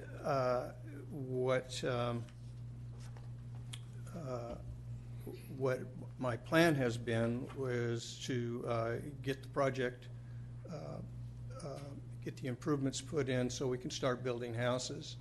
And after we get about halfway through with the housing, then to begin the process on the construction of the winery. So it will probably be a few years, because it's going to be a year from right now at least before we'll even be able to complete the improvements, given that the improvement plans haven't even been drawn yet until we get the approval. So I think it's probably 2 to 3 years out. All right, thank you. So I agree with Supervisor Gore that Indian Hill Road has been problematic over the years. So we should work with Public Works and CHP to see what we can do as far as mitigating the traffic impact. All right. Seeing no other comments from board members, first we are being asked to adopt the Stone Ridge and Westwood Family Sellers Project Mitigating Negative Declaration prepared pursuant to CEQA and the Mitigation Monitoring Reporting Program and associated findings. It's a pleasure to the board. Motion Holmes, second Wygant. All in favor, please say aye. Aye. Opposed? None. Thank you. being asked to adopt an ordinance on the rezone of the proposed parcels 2 through 8, change zoning from RABX 4.6 acre minimum down to 2.3 acre minimums, combined minimum building site 2.3 acres as supported by the findings. Motion Holmes, second Wygant. All in favor, please say aye. Aye. Opposed? None. Thank you. Approve the tentative subdivision map for the subdivision of 38.57 acres of land into 8 single-family residential lots as supported by the findings. Motion Holmes, second Wygant. All in favor, please say aye. Aye. Opposed? None. Thank you. And finally, approve administrative review permit for the construction operation of 6,000 square foot winery with an annual production of 20,000 cases of wine. The administrative review permit would also allow the winery to host 6 wine club dinners annually. Motion Holmes, second Wygant. All in favor, please say aye. Aye. Opposed? None. Thank you. All right. Moving on to our 10-10 timed item. This is a commendation for Mr. Bill Zimmerman. Stepping forward. Where's Ken? Is he here? There, Ken, get up here. Why don't you say a couple words and introduce the item before you make this man stand up here by himself? Take it first. Sure. Good morning, Chair, Board members. My name is Ken Grimm with the Department of Public Works. Today we appreciate you considering this commendation for Bill Zimmerman for 30 years of continuous service to the county, the West Placer Waste Management Authority. He's built a very strong team over that time. He's been involved in pretty much every major undertaking from the landfill to environmental utilities. Did it all, negotiated all of our agreements with our vendors, our operators. He did this all throughout a very long career and always with looking after our ratepayers. Also like to give, he is a family man. I'd like to acknowledge him in the support of his wife, Holly, and also a 2-for-1 deal with one retiring engineer, Bill. He actually replaces himself with his 2 children who are both engineers also, Haley and Lincoln. And so I think that's a pretty good deal for the county. The county's better off for Bill being here, and I'm very proud to recognize him, and I appreciate you recognizing him today. Well, thank you, Ken. Having introduced the item, I'll go ahead and read the commendation that's before us.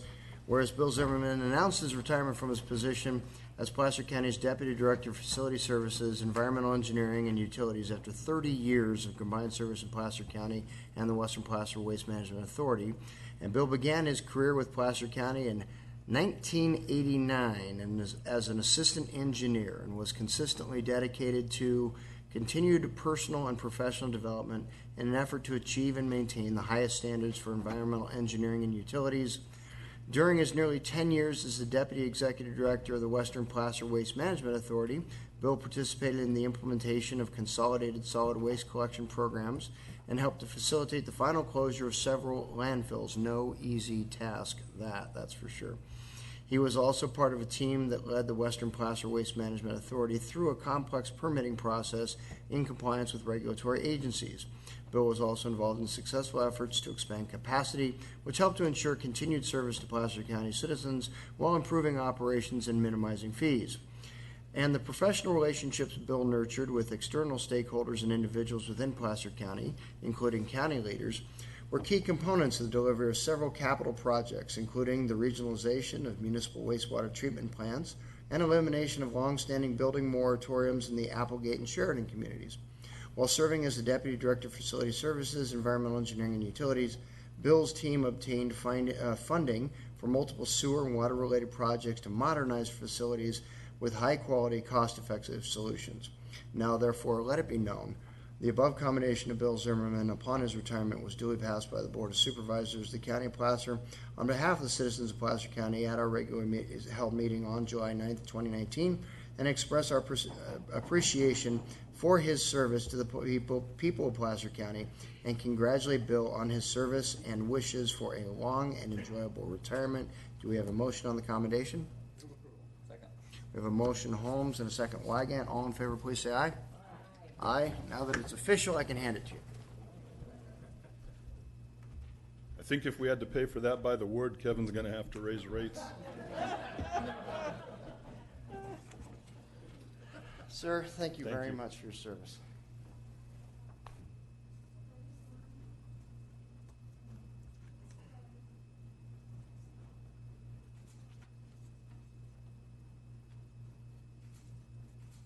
All right. Your turn for rebuttal.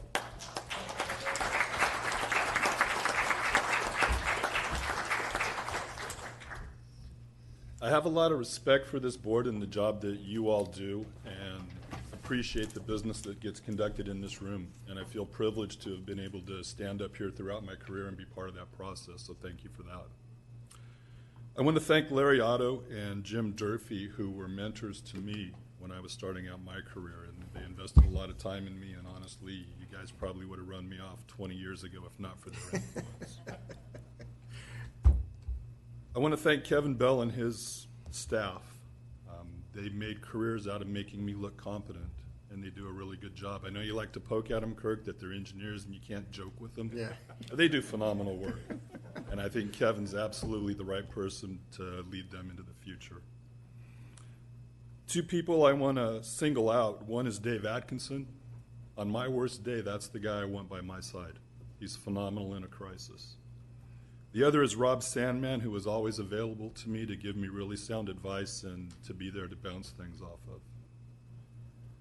Most importantly, I want to thank my wife and best friend, Holly, who has loved me and supported me for the last 28 years. And I think I want to close out by acknowledging our two children, Haley and Lincoln, who are starting their own careers, and we're looking forward to seeing what they'll accomplish. So, thank you. This means a lot to me. Wonderful. Thank you. Thank you for your service. Supervisor Wygant, did you want to add something? Yeah, just I'd be remiss if I didn't add a couple of things. So with my committee assignments and special interest in things like garbage and wastewater, which I think is reflective somewhat of my personality, we've spent a lot of hours together over the last 25 years for me and 5 years with you before that. And so I just want to give personal thanks. The key thing I think I'd have to thank you for is the work that you did in Sheridan. There was a 30 or 40-year moratorium on any building out there until these folks dug into that and came up with some really creative work to change that. And then I just have to finish by saying believe it or not, I was at a party, and Bill was not there, but this replication of Bill in a younger version walks up and introduces himself. You've not met Bill's son. I have never seen a father-son that looks so similar and acts so similar, and their expressions are right away. I knew it was Bill's son, so I look forward to, where is he? Yes, sir. He is there. There you go. So just, again, thanks, Bill, and congratulations, and wish you the best of luck in retirement. Thank you, Robert. Thank you, Bill. Thank you. Thank you.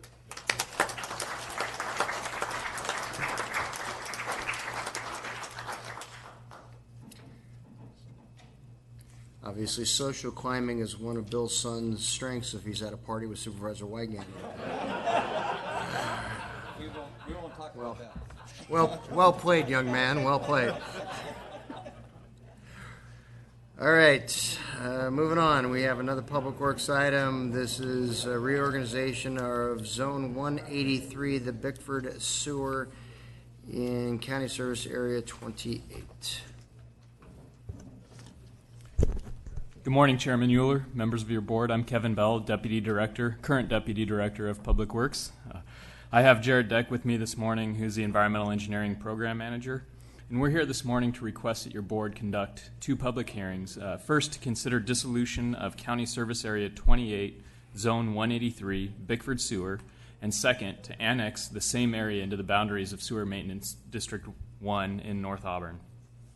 For background, the Bickford Ranch Specific Plan was approved by the Board of Supervisors in 2001, and the Bickford Sewer CSA was established in 2007 with anticipated sewer treatment at the City of Lincoln.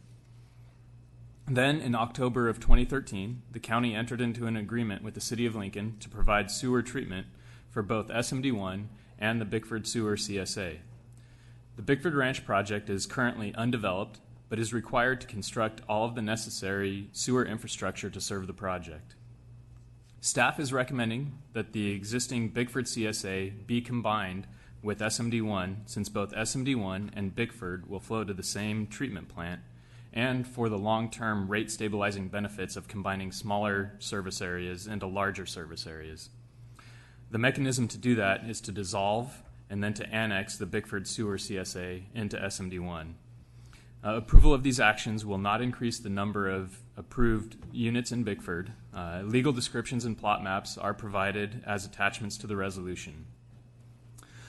Earlier this year, your board approved modifications to the sewer ordinance, which established the SMD1 district capacity fee as part of the SMD1 connection fee to fund upsizing within the existing SMD1 internal collection system in North Auburn.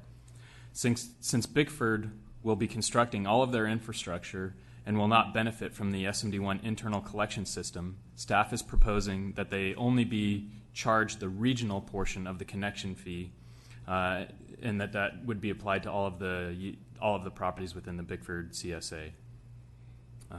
In 2007, when the Bickford Sewer CSA was established, it included an annual assessment of $90 per undeveloped equivalent dwelling unit. All assets of the Bickford Sewer CSA are proposed to be transferred to SMD1 as part of the combining of the two service areas, and the $90 assessment will be discontinued. And with that, I'll turn it over to Jared to discuss the necessary process to combine the service areas. Good morning, board members. As Kevin stated, my name is Jared Deck. I'm the program manager in environmental engineering. With that background, we'd just like to move forward with this morning's request for 2 items for the board to adopt. First item will be to open the public hearing to adopt the resolution, which is included in the staff report, which will be dissolving the Bickford Sewer CSA, totaling approximately 145 parcels and 1,927 acres. A second item will be to open a public hearing to adopt the resolution of annexing the parcels contained within the Bickford Sewer CSA into the boundaries of SMD1. Both items were posted in the local Roseville and Lincoln newspapers and at the required locations by the governing codes. Annexations normally require a fee for the privilege of utilizing the existing public sewer infrastructure. As Kevin stated, Bickford will not be utilizing the existing SMD1 collection system and constructing approximately $4 million worth of sewer infrastructure. We're requesting that you accept both the assets and the funds previously mentioned in lieu of an annexation fee. Staff supports this request. In order to move forward, request your board open the 2 public hearings and adopt both resolutions. At this time, if you have any questions, we're happy to answer those. Okay, board members have any questions of staff? Seeing none, I know the applicant or interested party in Bickford is in the audience. Anything to add? Nope. Okay, then we will move forward with our first public hearing. The first public hearing is to receive comments, consider protests, and adopt the resolution dissolving Zone 183, Bickford Sewer, in County Service Area 28, consisting of 145 parcels. The public hearing is open on this item. Any members of the public wish to address the board? Seeing none, we'll close public hearing and tabulate the votes. Do we have votes on this one? We don't have votes on this one?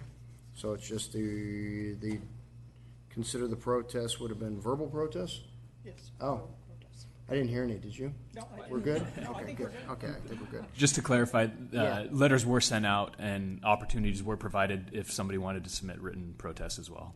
And They I've- could have shown none up here, too. They could have. They could have done that. Skywriting? Skywriting's available, they could have done that. All right, so no protests, including skywriting, unless somebody wants to go out and check. So what's the pleasure of the board? Do we have a motion to go ahead and adopt the resolution? We have a motion, Holmes, and a second Wygant. Sorry, you snuck it in there, Cindy. All in favor, please say aye.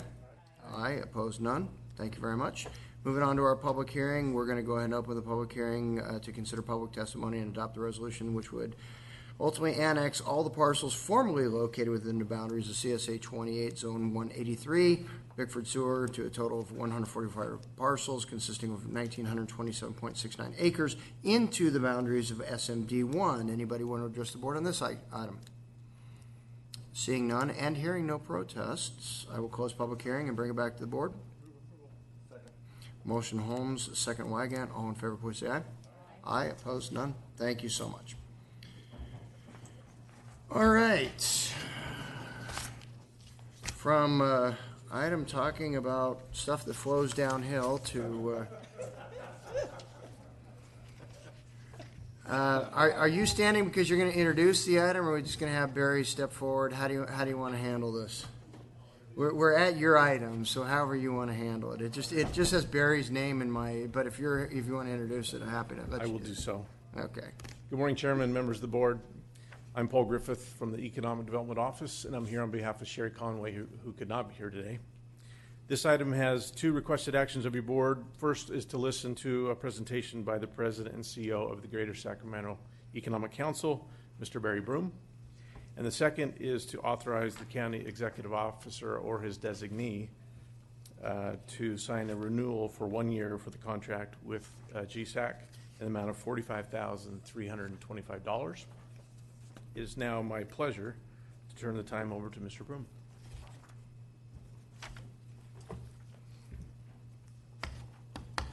Just because you sat in the back of the class when you're growing up doesn't mean you have to sit in the back when you show up here. Hey, Morning, sir. Morning, Mr. Chairman, members of the board. Thank you for having me. Yeah, well, the constituents come first. So. And for the record, you are Barry Broom. Yes, I'm Barry Broom. Got to get that on the record. Thank you. President and CEO of the Greater Sacramento Economic Council. Well, thank you for having me. It's exciting times. I was told I have 10 minutes, and the chairman knows that's not even possible, so I'll try to do it. Actually, during agenda review, for the record, I told the CEO, Barry can't introduce himself in 10 minutes. So that's why we have 30 minutes between the two timed items. Okay, all right. Well, I'll promise I'll be as brief as I'm possible. So we will officially be 4 years old in August. So I want to thank each and every one of you for stepping up and doing something new and trying something different and starting something out. And Kirk was one of the first friends and mentors I had in the community. So I'm always grateful for him. Bonnie was also an early friend that helped show me around and keep me from hitting my shins on all the tables and towns. But I think I may have hit my shins on all the tables and towns, but that's just part of it. So I'll just give you a quick overview. We had 18 CEOs that launched the organization. All 18 CEOs recommitted $500,000 each till 2024. So one of the things that I wanted to make sure that we did is we're trying to create a stabilized institution that the community can count on year in and year out for decades, and we're trying to create capacity that we normally haven't had because California, the state government, isn't a big fan of economic development. Hopefully that'll change under Governor Newsom. And then trying to find a way to get CEOs to be engaged in the community and care about it. In 2018 we had 1,800 companies leave California, so whenever I get poked from some of the people in the community, I'm like, well, I think we're lucky that our CEOs are actually investing in the community, trying to help it, and it's changing the culture of how they operate. So there's a lot of important cultural tendencies in the organization, and we're hoping we'll know July 31st on MLS. So 5 of our board members have financed the MLS bid. Those things are really important to elevating our brand. People are watching the community in the region right now. Are you going to flatten out? Are you going to keep going up? So these things like MLS and the Aggie Square project with UC Davis, those are going to be big reputation plays for us. Placer County's killing it. I mean, you're probably in the top 10 in the United States in job performance. You might be in the top 5, so you've been running at about 3.2%. So very healthy, very successful growth. Average wages are $81,000. You're about 20-25% above the national average in educational achievement. Have a high retirement age, which is everybody's got to worry about that.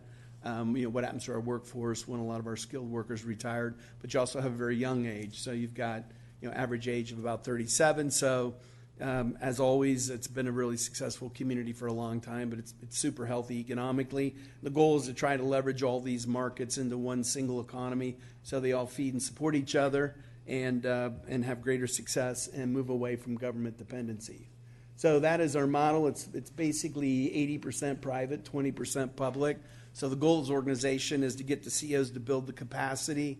The local governments put some investment in it. They serve on the board. But the organization's goal is to create a set of services for the local communities that they otherwise can't produce on their own. So that's the kind of cooperative model. And then to your left, as you can see on this, it's really more about investments and jobs. So when we think about things like competitiveness and forming venture capital, yes, we want to attract businesses here, but there are a lot of great businesses that are coming up here. How do you help them grow too? So it's not really a tactical model like people think, where it's just a sales model. It's a lot more of a strategic model than that, and it thinks more in terms of comprehensively on how the region grows. The better the region's run, the more efficient and productive it is, the more investment you get, the more companies move here. It's a lot easier to market an efficient, productive market. So a couple things that are really important. So we have a competitiveness council. So John Jackson and Willie Duncan co-chair that. We will have a Competitiveness Council retreat at William Jessup in August.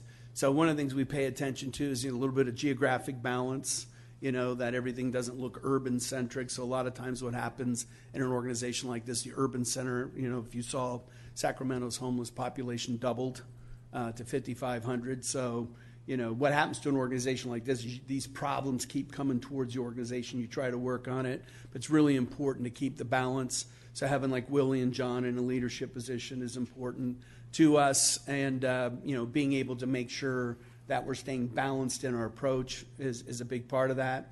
I think you're going to see organizationally we're going to go up a notch quite a bit this year. We're a little bit more stable, with the original investors reinvesting. Of the 14 COs that are up this year, 7 of them already committed, 5 did it at the retreat.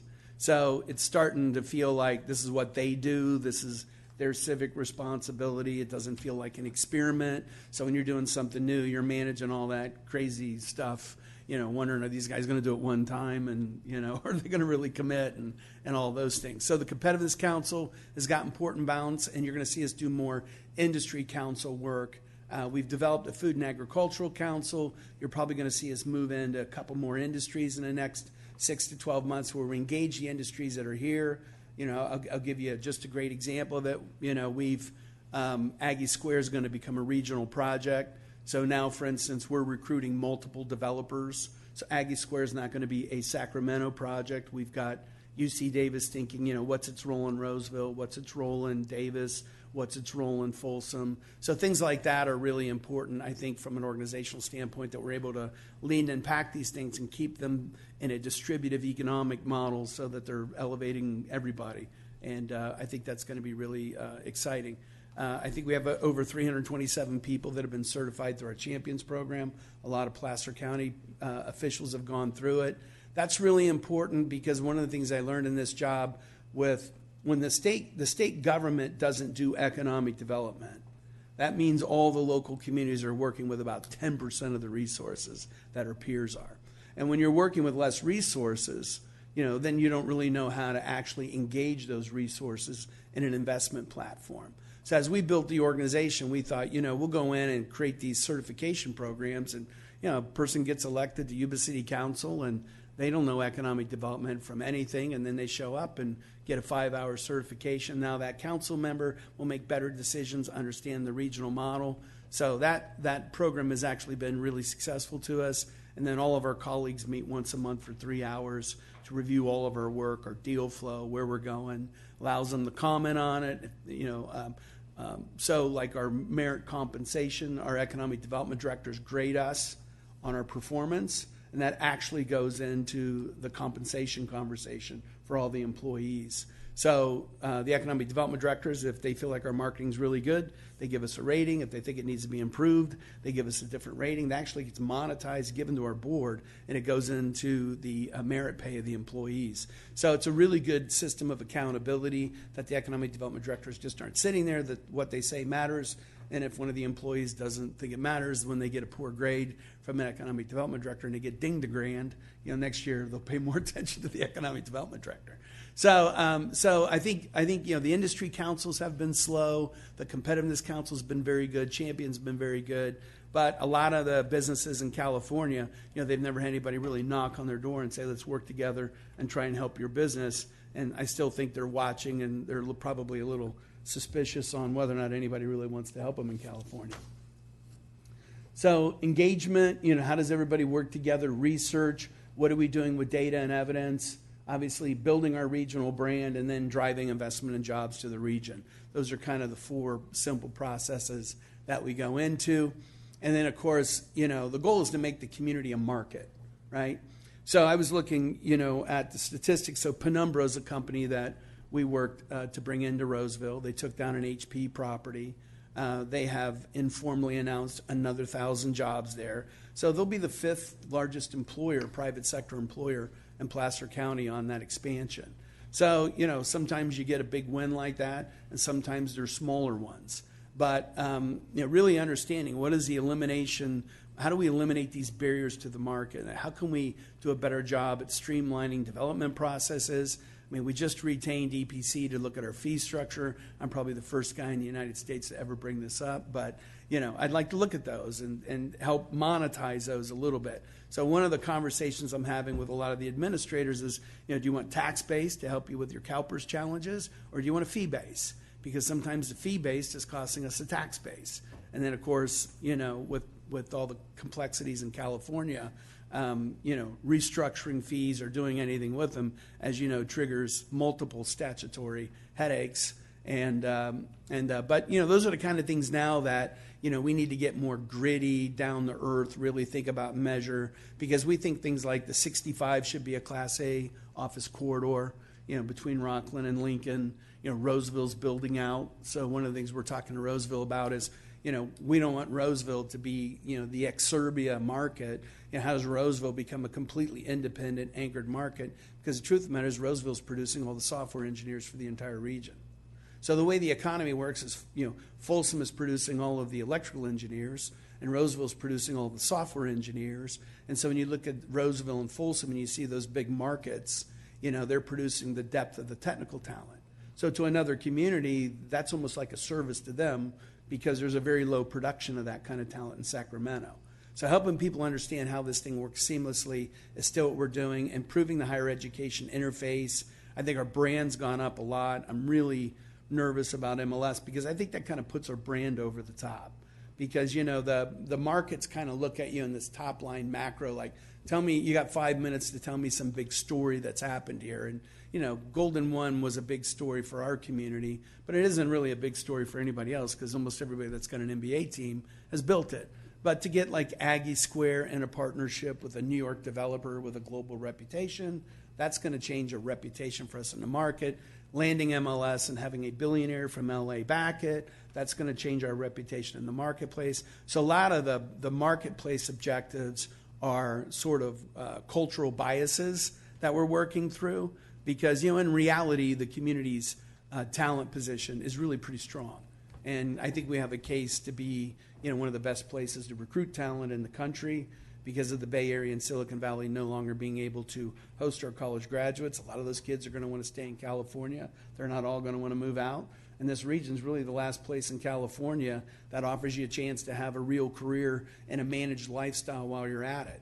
And I think those things, as we kind of break through and get people to really look and think about us, I think we'll start getting real benefits on that. So we've gotten some traction with Gavin Newsom's people. The Economist report came out and they interviewed me, and I think they were surprised that somebody from our region would get interviewed by a national periodical. And fortunately, I didn't say anything there that would have iced me for 8 years because you know how that works. The Economist was kind to me. But, one of the things you can see it starting to happen. The Economist come out, Wall Street Journal just came out. So now the anti-California stories are going to start. And one of the things we've been working with Governor Newsom on is you have to get out there and get in front of this man. You cannot just sit behind your desk and let everybody in the country, punch holes in us without you saying something. And then what are the capabilities, right? So who actually works for the governor that can help you with the economy? And I think that's really good news. I think GoBiz has brought in some really talented people. They're not experienced economic developers. A lot of tech out of the Bay Area have come along, probably because of the governor's experience there. But they're smart and they seem ambitious. And so I'm somewhat optimistic about it. And then something like capacity would be, redevelopment authority, right? So the state's supposed to give us capacity to redevelop, build, offset our costs for employment centers. They're supposed to bring expertise, and then they're supposed to manage the brand. We basically coordinate the interface between the state strategy and the communities. So we're kind of the wheel that turns the market. Then the local community basically catches the investment. And how well the local community is doing at being prepared is a big part of that. So talked a little bit about that. Go skip over here. The market's doing well, right? So a lot of what you see, like on The Economist, the reason we got into that interview is The Economist was looking for evidence on California's economy, and we had all the evidence. The state didn't have the evidence. So got in that story basically because we produced the evidence. And when we talk to corporations and investors, I mean, they're running numbers, right? So when I talked to you a little bit about how you were doing, I gave you data and numbers. So those data and numbers, that's exactly what Salesforce would run. So if Salesforce were looking at this community, they would turn around and run all the data. And all those data points have hurdles. So the good news about being 36% college educational attainment, most companies won't invest unless you're at 35. So they create these, like the HQ2 on Amazon, they create these barriers, and it's just like hiring people. You go out and look for someone with a graduate degree and 10 years experience, and someone gives you 8 years experience and not a graduate degree, and you don't review the resume. So a lot of these investment hurdles are the same way, and they're mostly evidence-based. We've had a lot of breakthrough on the site selection program. Danielle Casey's our new executive vice president. If you haven't had a chance to work with her, she's doing a phenomenal job. But, we're starting to get traction on the national level. Ironically, nationally, in Seattle and in LA, our traction's still better than the Bay Area, which drives me crazy. And we're going to continue to work that market because really the Bay Area and the greater Sacramento region is becoming one market. 21% of our workforce is to and from the Bay Area now. And yet, when you go down to the Bay Area, there's such a bias against us down there.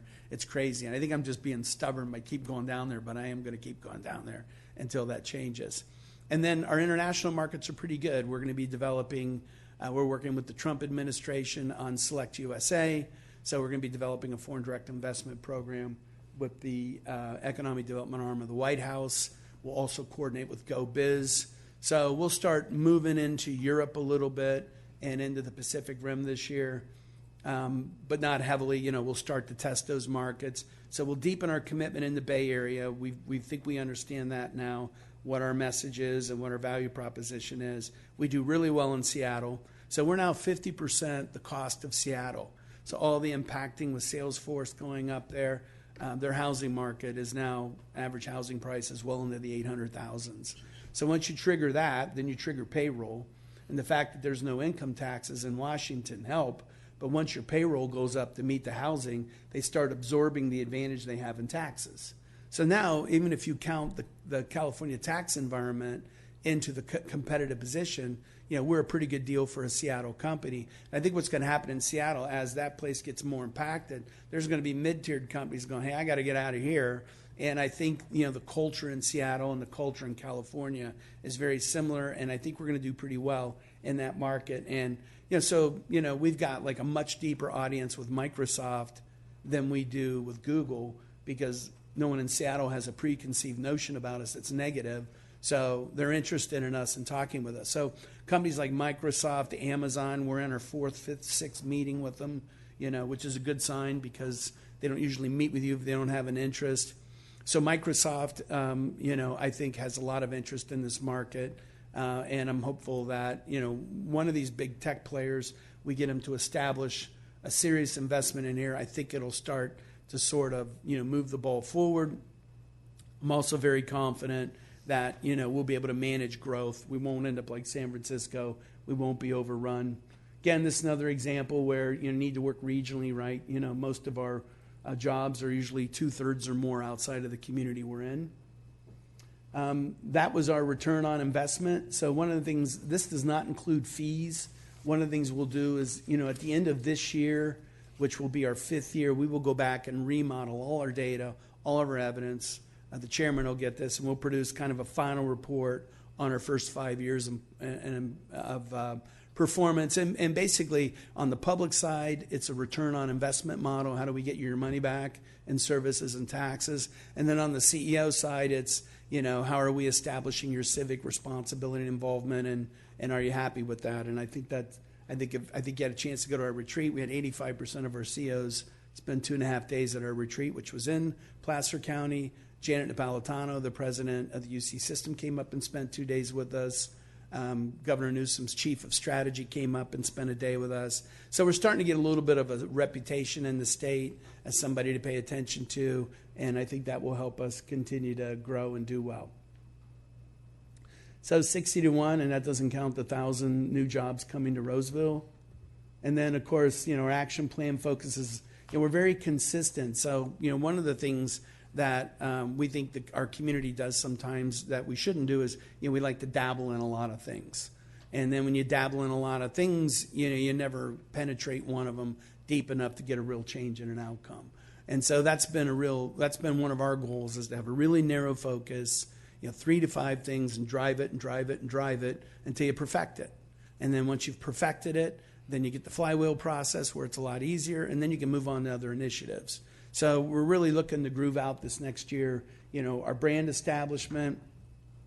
We need to start to really challenge the state on business climate, obviously our infrastructure, workforce development, and then what are the clusters of the future.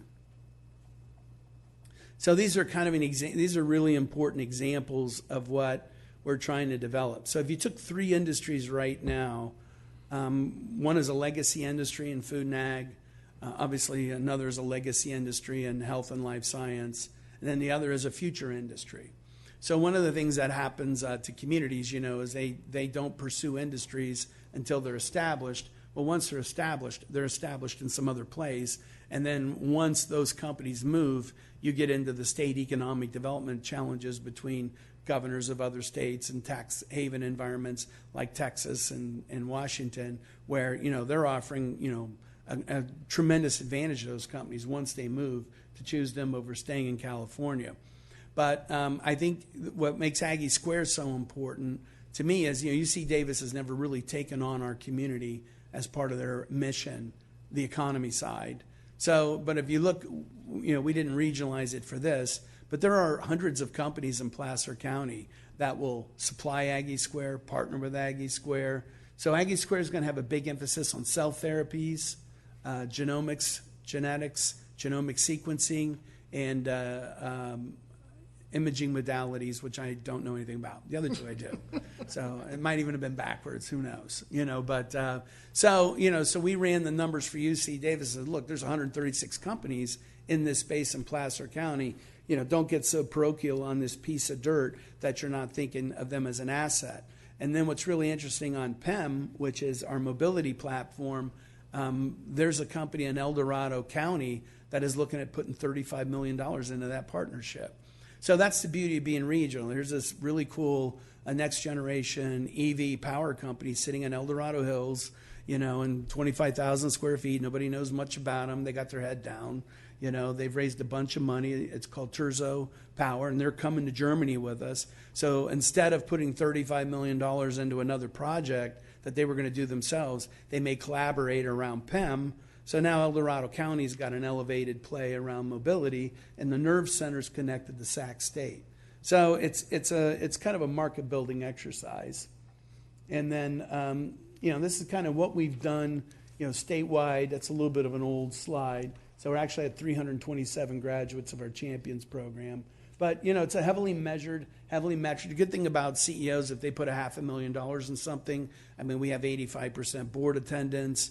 They read everything, they pay attention to it, and there's a lot more accountability with that kind of an investment. So it's a heavily measured project and a heavily measured initiative. And, when you land something like Centene 5,000 jobs, you start getting 400% a goal. But, I think the key thing for me is that qualified prospects of 106. There's about 200 companies looking at this market, and when I came here, there were 6.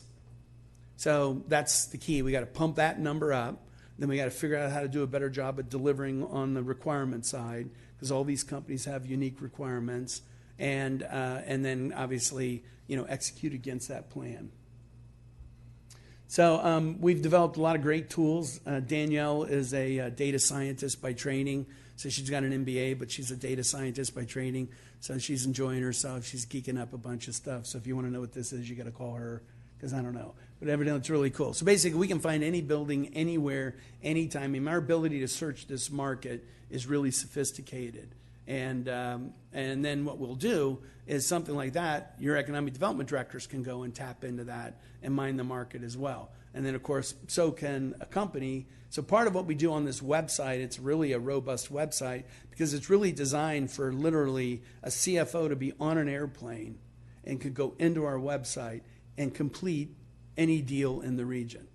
So that's kind of cool.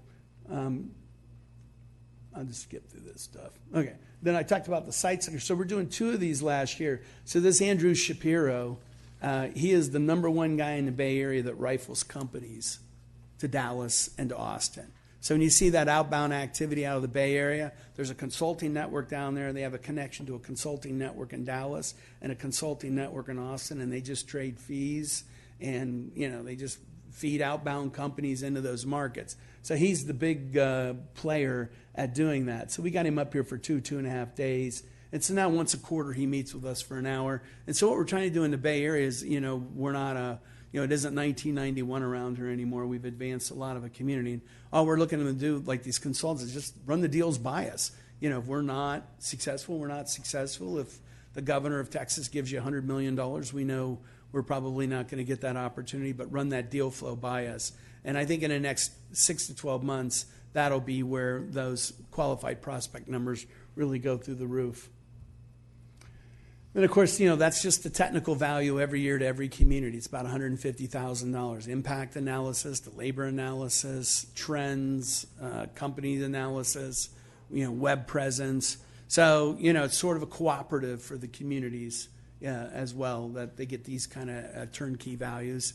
Try to make it easy to measure. I'm not Danielle Casey, but we fought over who got to present today, and I won because I'm still her boss. But if you haven't had a chance to meet Danielle, you're going to really like her. So that's pretty good, Mr. Chairman. I think you would have to say that was probably better night. We should have filmed the whole thing and circulated. Oh, don't worry, it's Is it? recorded. Okay, Oh, all yeah. right, great. It's recorded.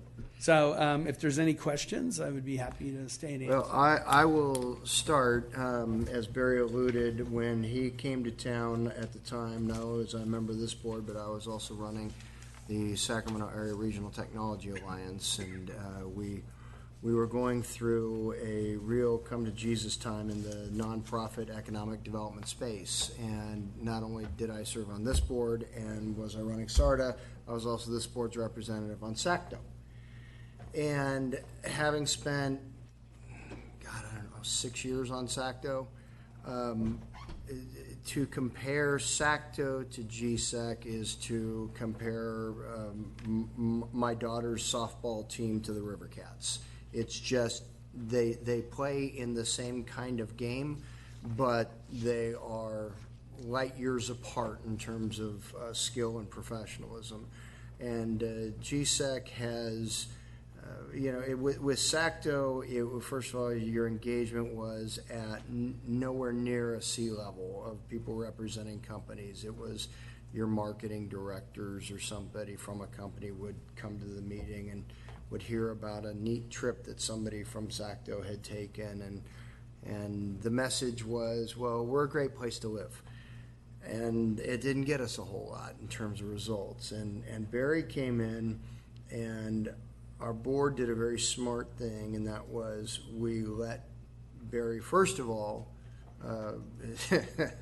make the cultural adjustment from a Phoenix/Arizona regulatory environment to a California regulatory environment, which took him about 3 years before he was finally able to wrap his brain around what CEQA really means. God forbid. Who'd make that up? But he spent over a year doing nothing but investing his time and his team's time in analytics.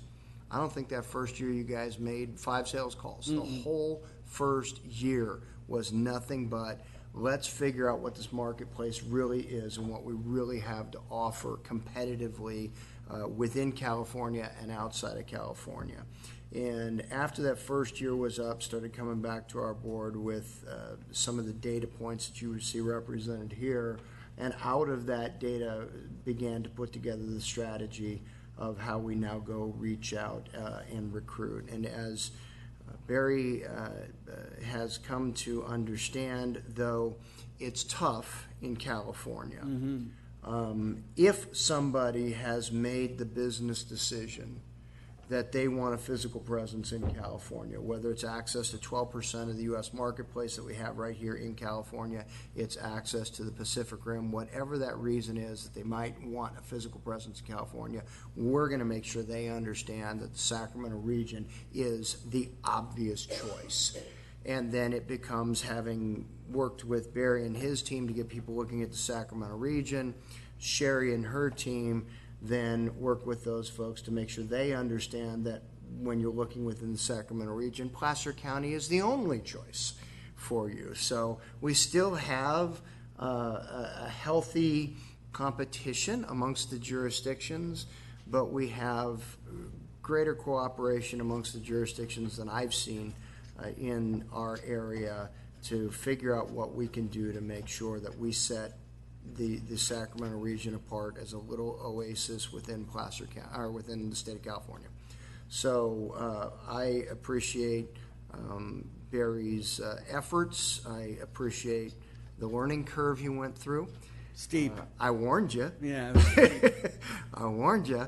But it has really started to bear fruit. I think the fact that he structured his entire team's compensation package to objective, measurable results, and the fact that every one of the original CEOs who got together to create this GSEC opportunity, led at the time by Kevin Johnson, the mayor of Sacramento. It was Kevin's vision and his relationship with Barry that really brought this all together. Every one of those CEOs that invested originally to get Barry here has reinvested in this effort.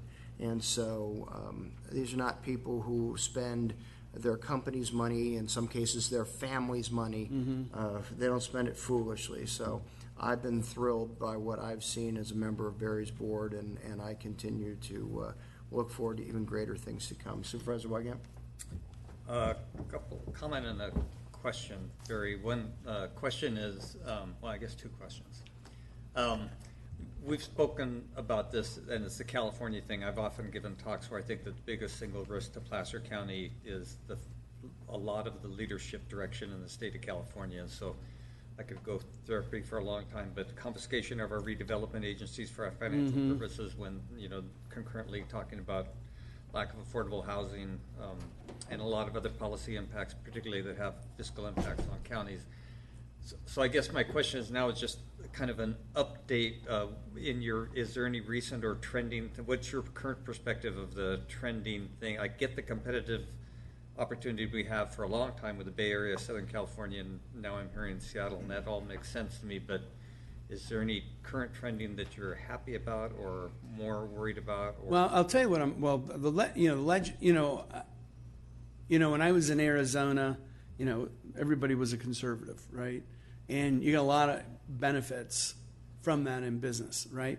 But a lot of them were libertarians. And there's a difference between a libertarian and a conservative. And I would meet with the libertarians, and they would say, I'm pro-business. And I said, no, you're really not pro-business. You're anti-government, but that just works out for us. So when I would work with the libertarians, let me talk to you about what pro-business looks like, right? It's a little different than I don't like the government, and I'll keep it small, and I won't let it regulate, and I'll keep taxes down, which gives you a lot of economic freedom. So when I look at the California legislature, it scares me to death. And two things really scared me this last year. So if, this is the challenge, right? So if your policy platform is you want to help the most disadvantaged people in your state, which is what they articulate, and then you get two really good affordable housing bills to come through the legislature, and they get cut down off at the knees because some of your political constituents don't care for it, that really makes me uncomfortable. So there were two really there was an affordable housing bill that basically carved it out of CEQA, which would have made building affordable housing so much more easier.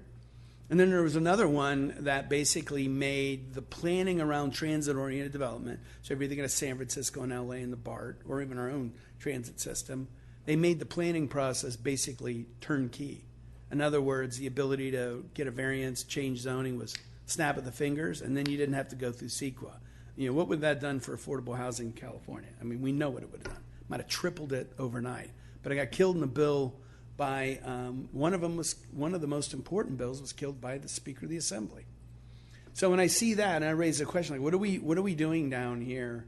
If you're saying affordable housing is the biggest crisis and we need 3.5 million houses, then you killed the two policies that don't cost a dime that will help us.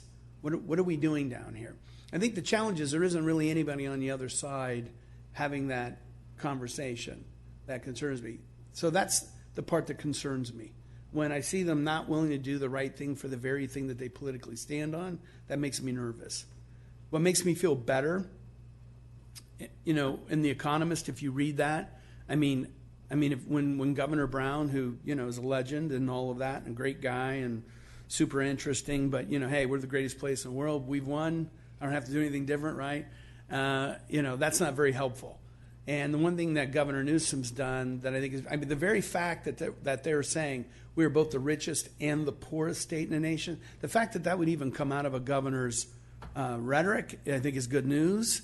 I think the fact that GoBiz has got, the GoBiz talent is 10 times better than the talent that was there under Governor Brown. And if you read that Economist report, the governor's chief economic advisor said, we all know CEQA's our biggest problem. So when I hear that from the governor, that makes me feel better.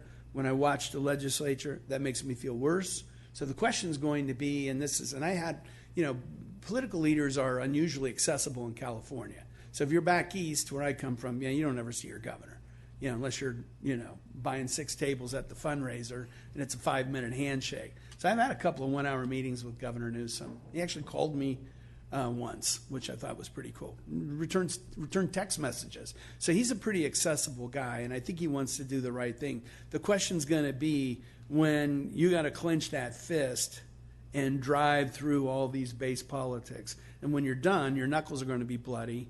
You know, will they do that? And I think Governor Newsom's thinking the right way. The question is, will he take on those really hard issues? What Governor Brown did, when Brown wanted to do something, as you know, he did it, and he didn't care what anybody thought, and you could throw stones at him. He just didn't do the things that I would like to have seen him do for business.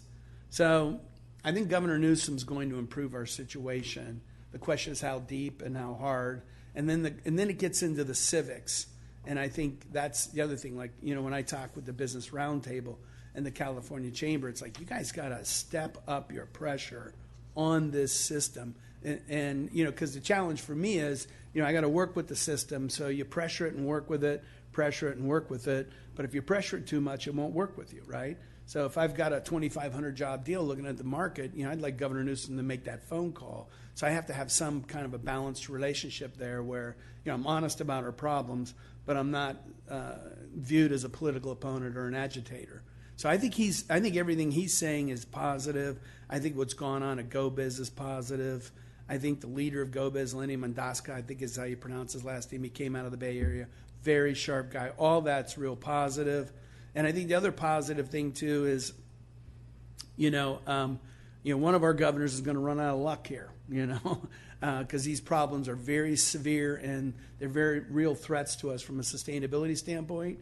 And, you know, I'm an Ohio guy, so I always tell people the story, you know, 1998, General Motors was the most powerful company in the world. 2008, you know, it needed billions to be bailed out to be alive. After the most aggressive tax cuts, it's closing plants in America. You know, when you don't catch yourself before you get to the point of no return, it's pretty tough to come back. And I don't have that kind of a pessimistic view of California. But when you look at, you know, 43% of the tax base coming from 1% of the population, and you're spending all your time gouging them and bashing them at the same time, that doesn't sound like a great strategy to me. You know, and when your when your hubs that drive your whole economy are virtually unlivable for recent engineering graduates from University of California, or, you know, how's a school teacher or a police officer or nurse ever going to afford to live down there? You know, to me, I would like to see we should be treating those issues more of a crisis. And I think one of the keys is, you know, and I think GoBiz is talking about that. You know, they're talking about building the economy inland off the coastals. So they're talking about that the right way. Now, the question is, are they going to bring in economic development tools and programs and allow us to do that and allow us to compete with Texas and allow us to compete with Colorado? So legislature, uncomfortable. Governor, much more comfortable. Okay. Anything else, Robert? So, Barry, would you just jump back a couple slides, please, to the one where you had the site selectors here? Okay, so I was asked to speak to the site selectors along when they came. I think it was the second day.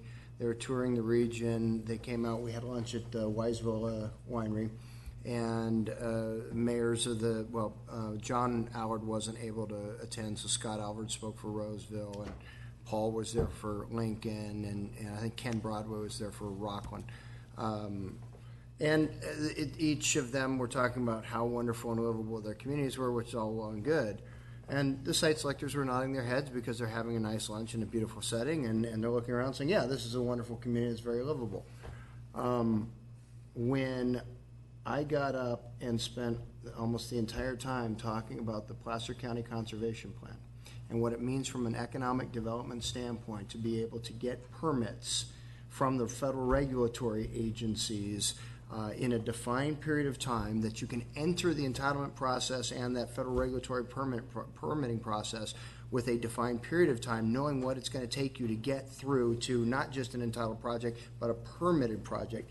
That's when every one of those site selectors picked up their pen and started taking notes right then and there. That was when you tell a site selector within 18 months you can have an entitled project that's also permitted by the federal regulatory agencies and the state regulatory agencies, including all your water-related impacts.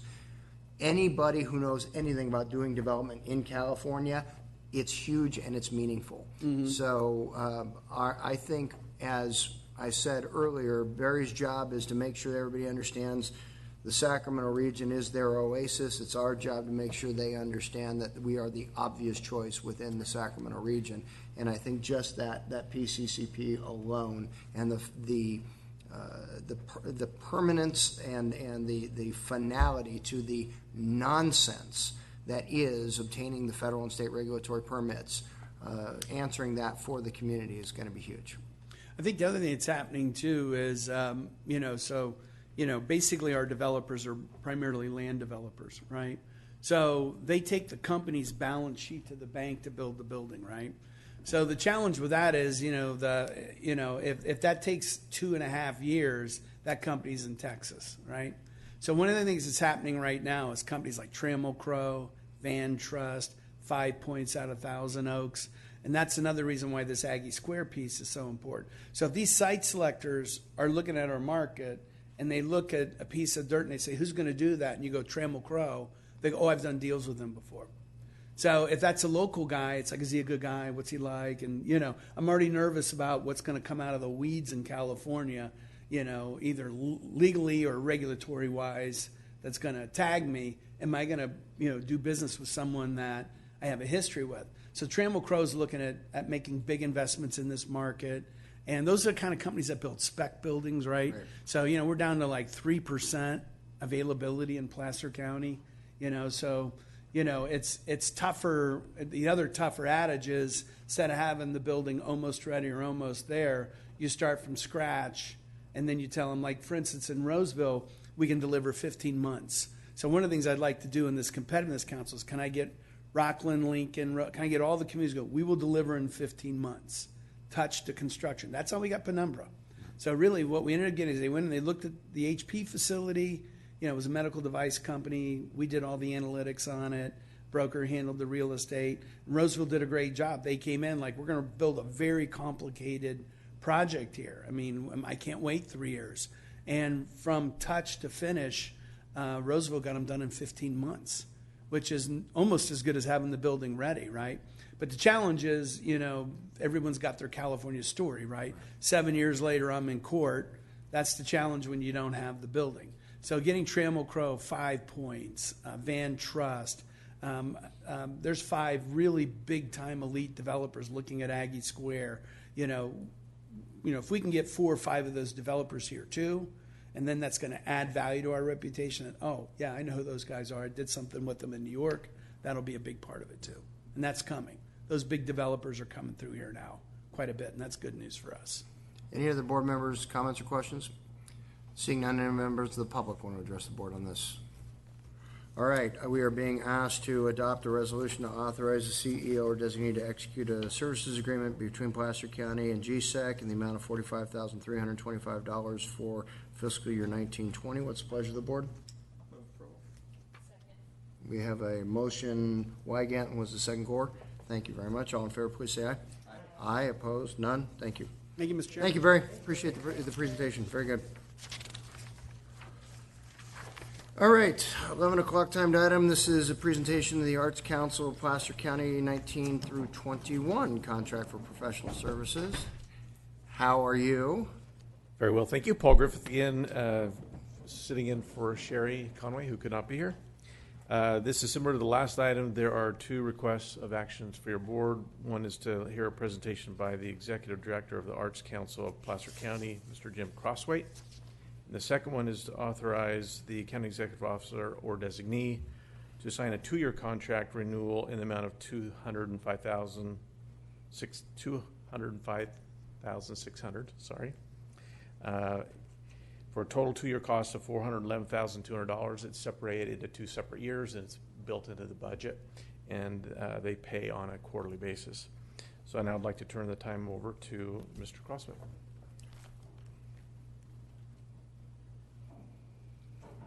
Good morning. Good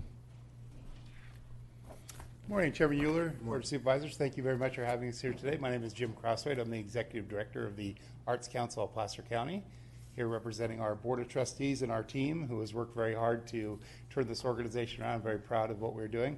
I'd also like to introduce some people that are here with me today. To my left is Barbara Burge, who is one of our Board of Trustees. Barbara's from Lincoln. She formerly was on the Art Council, or the Art League of Lincoln, and has brought a lot of experience with that and gives us a really good perspective on our local arts leagues also. And back in our audience here are Patrick Storm and Laura Storm Wiener. They are from the Lemon Tree Agency, and they loosely do our marketing, but they have brought so much to our organization. It's unbelievable with our social media.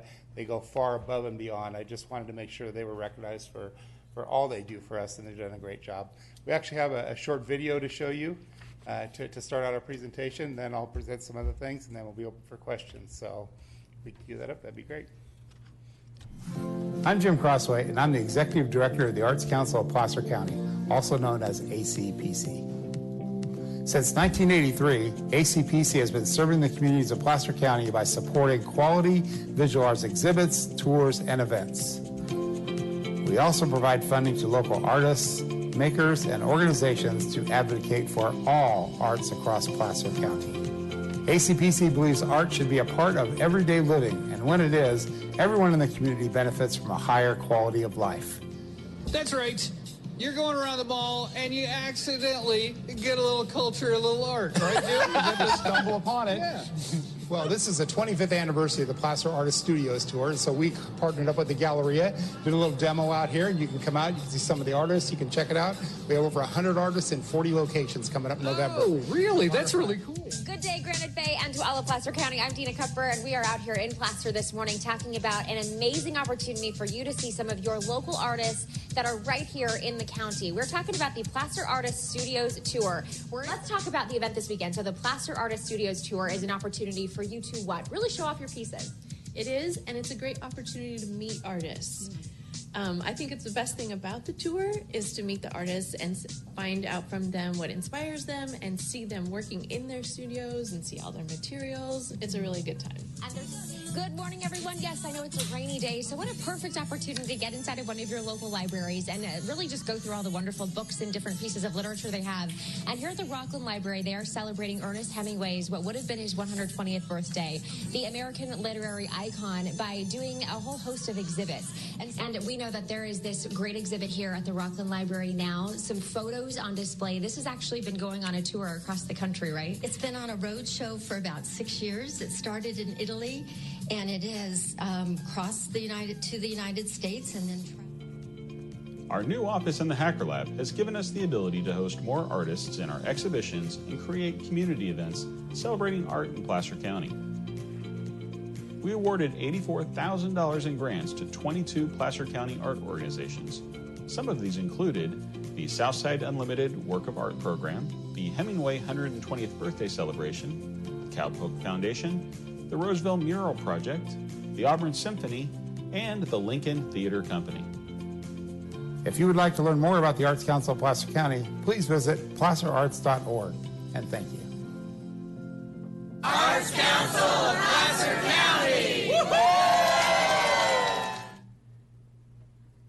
really illustrates this. Maybe we should spend a little more time on a better spokesperson. It's a little too much airtime, but we'll talk to our marketing people about that later.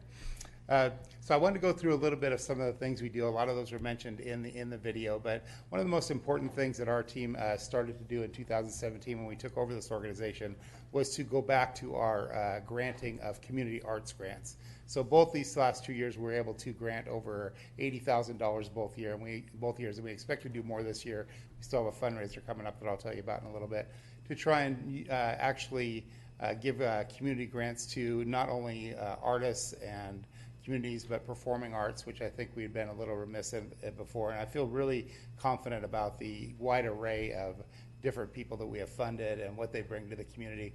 In your packet, we actually have a list of this year's grantees, and you can take a look at those. They represent all the 5 districts of our county and represent a wide variety of programs and activities that we found very worthwhile. We have a great committee that goes through all these applications, and we really refine the whole process so it's very fair to everyone, and I think very satisfying. We had an overabundance of people apply too, so our goal is to continually try and raise those funds and get more people funded, because there was a lot of people that really were deserving of funding also that we just weren't able to do this year, so we'll keep going towards that. I mentioned a fundraiser. We have our annual gala coming up. Last year was our first year. It was a sold-out event. It's coming up again in August, and in your packet we actually have some invitations for all the supervisors who'd like to see you come out to that. And this year our theme is vaudeville. We have a vaudeville review, and we're using local people to do that, and some of the organizations. And I'm going to give a plug here. I think one of the people, we haven't advertised this, but there's Dream Theater in Roseville. I don't know if everybody knows who that is. It is an autistic performing group, and they are doing a bunch of performances during this. And I've been to some, they actually have plays out at there and performances at their theater in Roseville. We've attended some, and it's just amazing how good they are. And this particular vaudeville experience, some of the stuff they're doing for it is just fantastic. So very pleased to be able to work with them on this. One of the things we also started this year were organizational meetings of our performing arts and artists. Those have been very successful. We held our first one in the spring and had an attendance of probably over 60 to 70 different artists, and at the organizations meeting of performing arts organizations, we had about 70 people come to that too. So a really good cooperative effort by everyone, talking about working together, marketing together, sharing information. And so I think it's been a really worthwhile thing to bring everybody together and share the challenges of actually funding arts nowadays and making sure that arts is an important part of our community. We also have pop-up art shows that are in various areas of the county. Down at the Hacker Lab, we have a continual plaster artist gallery that is all year long set up down there. We have about, I think it's 60 or 70 artists in there right now. Really nice addition to the Hacker Lab. But we also have other businesses around the county and different organizations. So it's another nice thing that we add on. In the past, we had a publication called Perspectives that went away a couple years ago. So we've been trying to figure out what we want to do to try and bring something like that back. So actually this year, we developed a Placer County Arts Guide, which is an evergreen publication that's coming out the 1st of August that will last all year long. And we're doing 20,000 copies of that, and it was completely sponsor and advertiser funded. So we didn't have to spend any money on it, and it's just a really nice thing. And we spotlighted whatever we could with local arts to really give people a good idea when they come to our county what they can expect to look at. And I'm very proud of the finished product. I think it looks really good. You guys can be your own judge, but we really enjoyed doing that. So that'll be something that's out all year long. And it also includes in the middle of that our Placer County Artist Tour and the booklet for that, which used to be a separate publication. So now that'll be an all year round thing. And just to mention that real quick, we are in our 26th year of our Placer County Studios tour now. This year we have over 50 artists, or over 100 artists in 50 locations. Takes place in November 8th through 10th. And we really are working hard on making that a good tourist event. Our attendance went way up last year. We're now advertising all over the Sacramento area. And so really, as we strive to our goal of economic development and funding, we're hoping that continues to grow to be a real spotlight event in our county. So I don't know, Barbara, if you had anything to add to this, or? You really want me to at the last bit.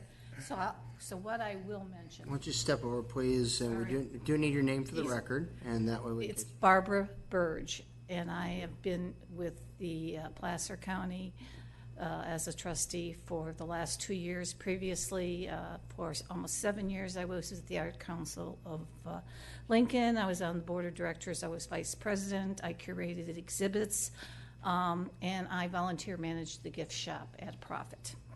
I stepped back from that this year, and I'm focusing on working again full-time as a designer and the trustee. But my passion and why I'm with the Placer Arts Council is the grant program.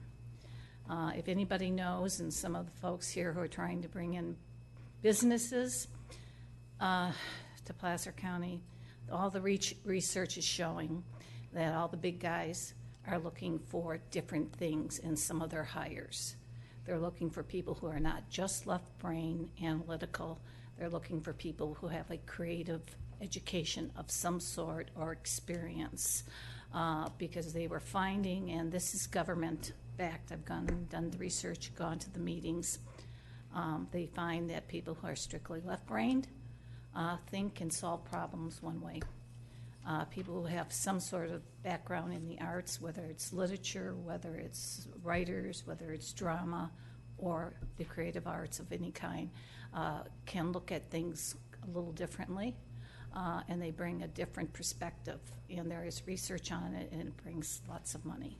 So that's why I'm here for the education part of it, and to help people realize there's more to life than just going to work. Thank you. So that's basically all we had as far as our presentation goes. I did want to close with one other item. At the last Board of Supervisors meeting that I attended, we were once again designated as a local arts partner for Placer County, which makes us eligible for California Arts Council funding. So I wanted to let you all know that we just received notice that we got the maximum funding from the California Arts Council. And I'm not going to put on record where it was before, but we weren't at maximum funding a couple of years ago. So I'm very proud of the job that everyone's done. So very thankful for that. So very thankful for your consideration. And now if you have any questions, we'd be glad to answer them. Any questions by board members? Supervisor Holmes. Jim, you deserve all the credit for that, for bringing this, the Placer Arts Council into, it's really a vibrant organization under your leadership. And I'm very aware of that. So I just wanted to thank you for you and the board of what you've been able to do. Thank you, Supervisor. I will pass that along, and you're a very good supporter of us, too. And it is a fantastic team. I'm very, very proud to be associated with everybody we're working with, so I appreciate that. Supervisor Gore? Thank you. Actually, probably a question more for Paul. And just a little bit of background. I'd like to have some background as far as the history that the county has with the Arts Council. How many years has the county been funding it? Is this a larger contract than previous contracts? Yeah. That would just be helpful to have that background. I'm going to have Jim answer that because that is an area that I do not know. Okay, then Jim, the question is for Paul. you. We've actually been in business since 1985, and I will admit I don't know the early history of this, but I do know that I believe for the past 3 times we were at $200,000 a year. It went down by $50,000, I think, right before we started 2 years ago, and that $50,000 was then allocated between 3 different agencies who then worked together on a project. And then after that project was over, it went back up to the $200,000. The only change in this year, I think, is that our board requested there be a cost of living adjustment, and that's the extra $5,600. So it's still at $200,000 plus that $5,600. Thank you. That's helpful. And what percentage of this is of your budget? This is about 2/3. Well, between this and the California Arts Council, it's about 2/3 of our budget. So it's probably 60% maybe or so, just the county part of it. Thank you. Supervisor Gustafson? In my previous work, I heard some numbers of what arts, the economic benefit of arts in your community. What number do you prefer to use? I can tell you what I had, but I want to hear what. I'm on the spot because I just read that report a while ago. Because that's a return on investment for these dollars that we're spending of public dollars. So. Right. And Cindy, I could be wrong about this, but I think I had read something about a $3.4 million return for arts in our county. I don't know how that compares to what you. Well, the number I hear is for every dollar expended, it's 4-to-1 return in a community. So I don't know if that's the number. You're nodding, so I should have let Laura answer that. Yeah, so it's a significant investment, but we see great returns, and it does provide alternatives, especially I know in the Tahoe community outside of recreation when we have inclement weather and other types of activities. So thanks for the support for those performing arts groups up there, the dance and the summer music festival and things. I appreciate that they're part of attracting all types of visitors to our region and Right. throughout Placer County. And I feel, and Patrick and Laura probably could talk about this, I mean, one of our big jobs too is to make the public aware of that, is not only to provide these things, but let them know we're doing that and what benefit we're bringing to the communities and what economic development it brings to the communities also. So I think that's a very good point. All right, seeing no other questions or comments from board members, any member of the public want to address the board prior to us taking action on the request at this time? And seeing none, we are being asked to authorize the CEO to approve a contract to the Arts Council of Placer County to promote and encourage interest and participation in the arts and humanities within Placer County, a 2-year contract for a total of $411,200. What's the pleasure of the board? Motion Gustafson, second Holmes. All in favor, please say aye. Aye. Opposed? None. Thank you so much. Thank you very much.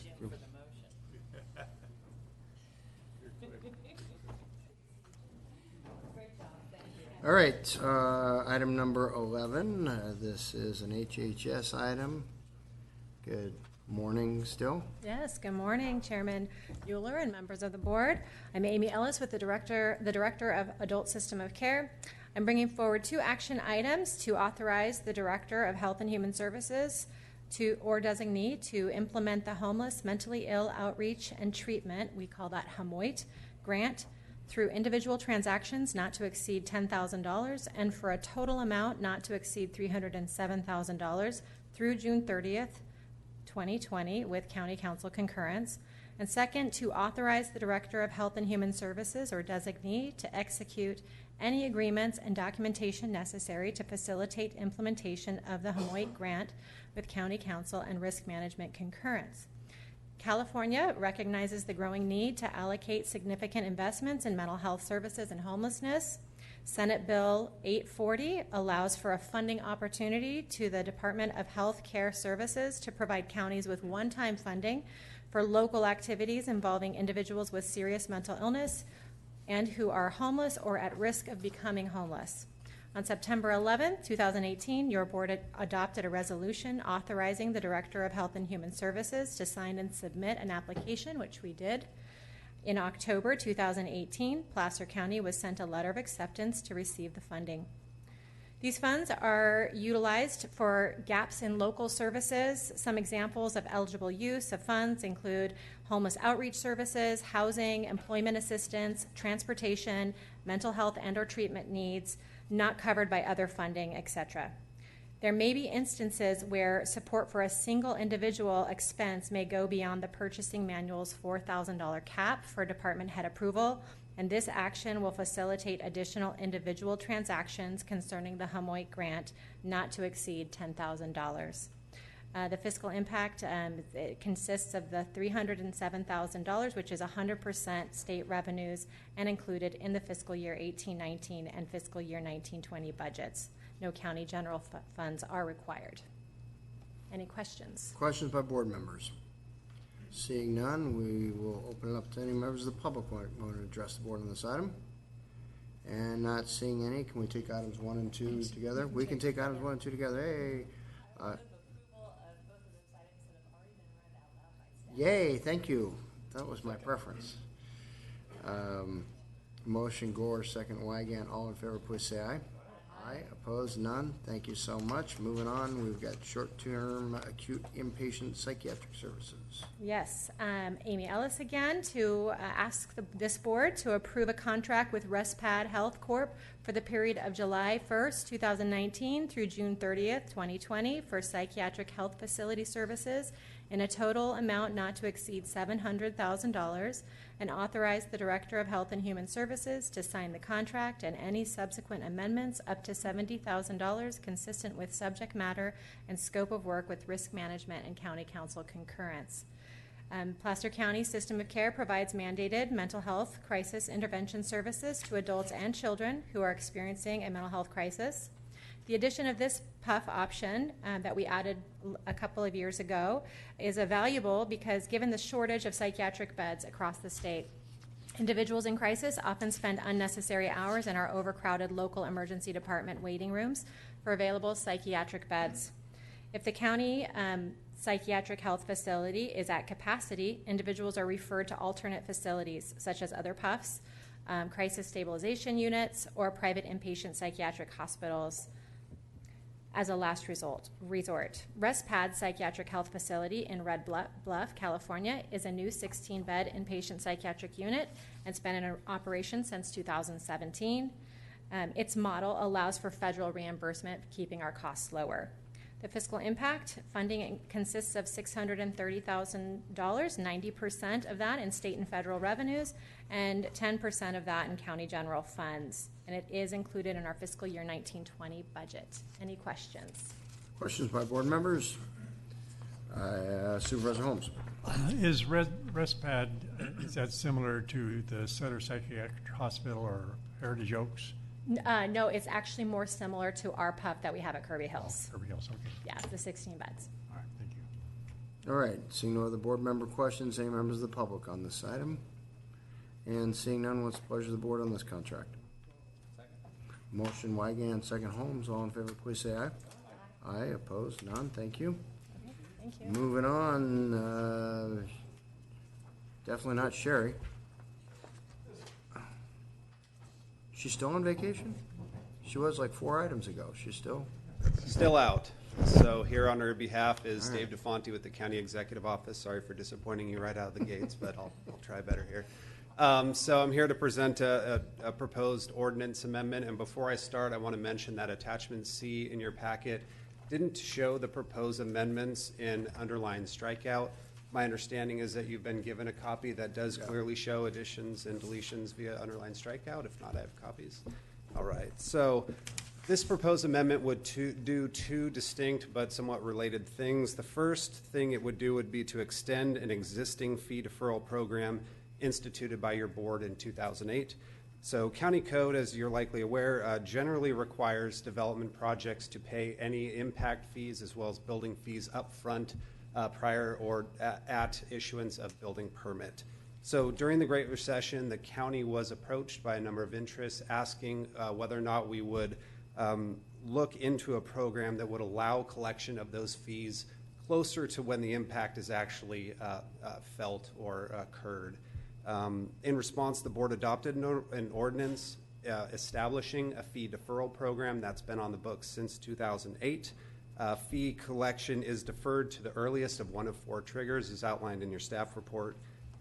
This reduces construction startup costs for businesses. It's been fairly successful. Around 75 projects have taken advantage of this since 2008.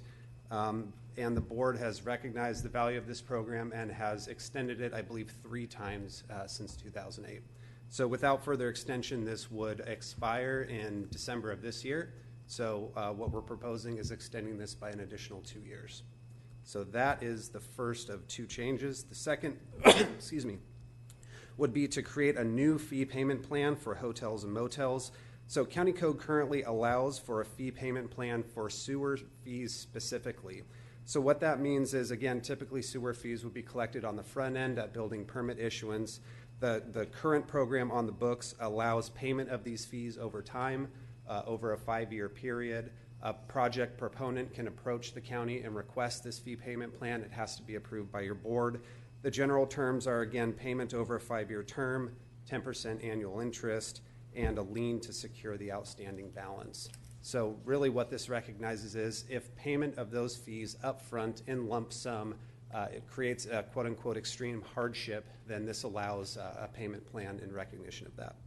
So what the proposal is here is to create a very similar payment plan for other impact fees, so traffic, capital, parks, etc.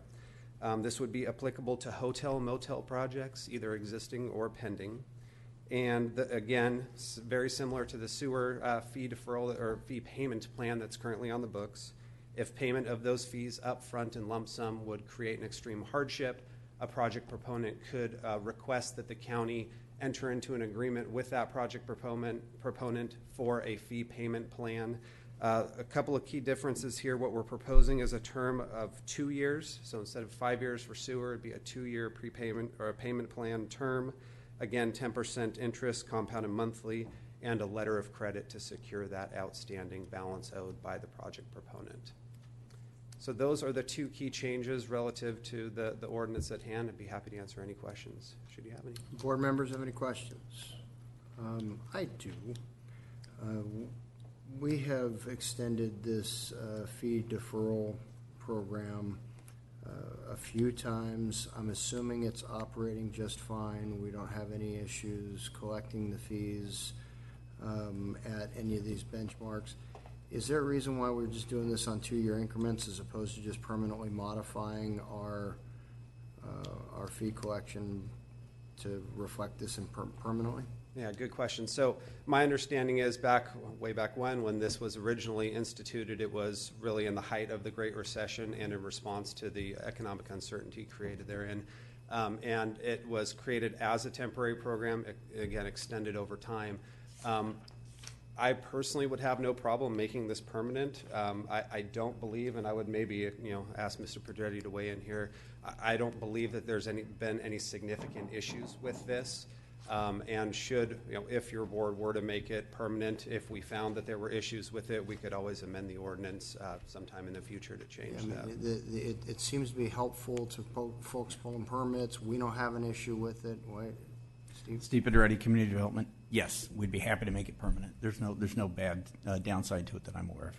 We still collect the fees way in advance in order to be able to fund any necessary construction of improvements. So it's really, we're sort of held harmless in this. And should a development fail to pay their fees consistent with the agreement that we enter into, we essentially just put a hold on the administrative process relative to their project. So if it were the pleasure of the board to do that and not extend it just for another 2-year period, but just make it permanent, do we have proper notification to make that, or do we have to go ahead and adopt this and then bring it back for the permanent revision?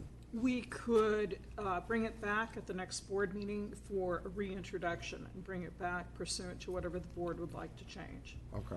The other option is you simply adopt it as it is now with the 2-year, with the thought that 2 And then years staff from could just now. staff could bring it back anytime in the next 2 years? That's absolutely correct. Okay.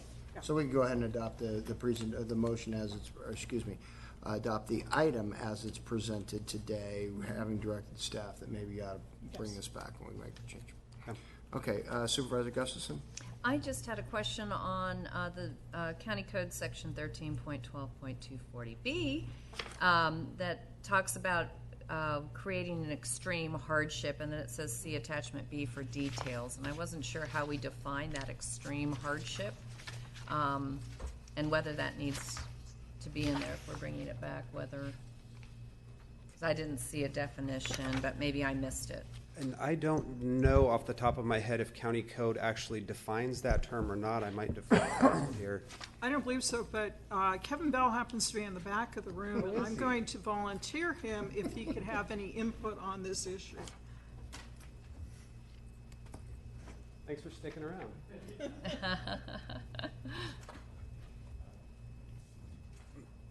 So yeah, I don't believe it is defined specifically in the code. Typically, we consider what the applicant has to say, and then we bring it back to the board, and the board ultimately decides if there is adequate justification for an extreme hardship. So it's ultimately up to the board to kind of make that finding. Okay. And I think it's been fairly rarely utilized in the past.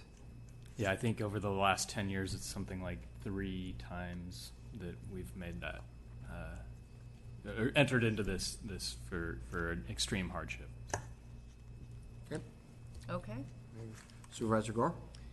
So I appreciate your question about whether or not to make this permanent, because I thought the same thing. I know a lot of our other jurisdictions have fee deferrals and allow developments to pay over time so that they can recoup some of their costs, and it makes business model a little bit better. So I'm certainly for having y'all come back for a future change to the ordinance and supportive of this ordinance. Okay. All right. Seeing no other board member lights on. Are we just going to? Well, oh, you do have something you want Well, to? I wanted to follow up on the extreme. I feel like perhaps given that, and fee deferral programs, if we need to still have that extreme definition in there, or if it can just be a hardship. If it's a hardship, or how important that definition is. And maybe a question for How much it would impact. Put you on the spot again. Yeah. Have we in the past received an application for this, but had it denied based on that definition? I can't recall ever denying somebody who approached us and wanted to take advantage of the program.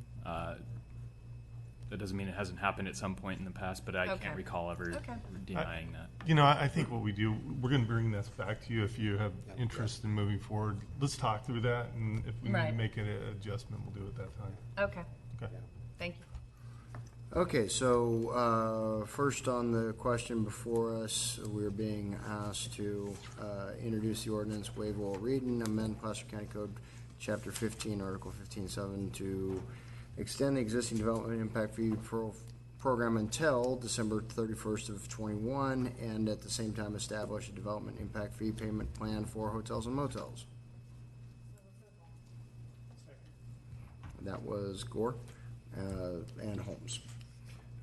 Now, under the motion, is there direction to staff on inviting staff to come back for a revision that would make this permanent? Well, you don't just say, yeah, we'd like you to do that. We will be back. I agree. I think you should. Okay, great. Thank you so much. All right, all in favor, please say aye. Aye. Opposed? None? All right, thank you very much. Thank you. Moving on to item 12. Huh? Item 13. You're right, item 13, sorry. That's what happens when I have to stand up. Confused. Are you ready? I think so. Go right ahead. Great. Kevin Tabor, I'm the manager for the Road Maintenance Division for the Department of Public Works.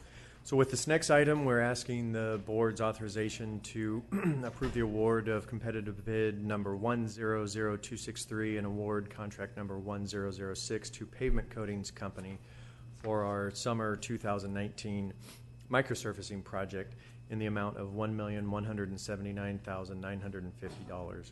And also authorize the Director of Public Works or his designee to execute contract change orders in the amount of $71,497. About 75% of this project is funded with CSA funds, and the remaining portion with the RMRA, the new gas tax SB1 funds. Microsurfacing is a process where we place a mixture of fine aggregate and oil, also mixed with water, to resurface a road and do provide some crack filling, a better wearing surface, and it essentially keeps the good roads in good conditions. Kind of like changing the oil in your car. It's just as long as you can maintain your maintain your roadways with microsurfacing, they'll last a lot longer. There's about 22 miles of roads in this year's project. All of them in Granite Bay, West Roseville, Lincoln area, mainly by virtue of the fact of the CSA funding. We received 3 bids. Pavement Coating Company, Pavement Coatings Company was the low bidder, and there were no bid protests, and they've been vetted through the Procurement Services Division. So with that, I'll turn it over to your board. If you have any questions, I'd be happy to answer them. Great, thank you. Any questions? None. All right, we'll open it up to the public. No comments from the public, so. All right, we have a motion by Wygant and second by Holmes. All those in favor? Aye. And Supervisor Euler or Chair Euler is temporary absent, so it'll be 4-0.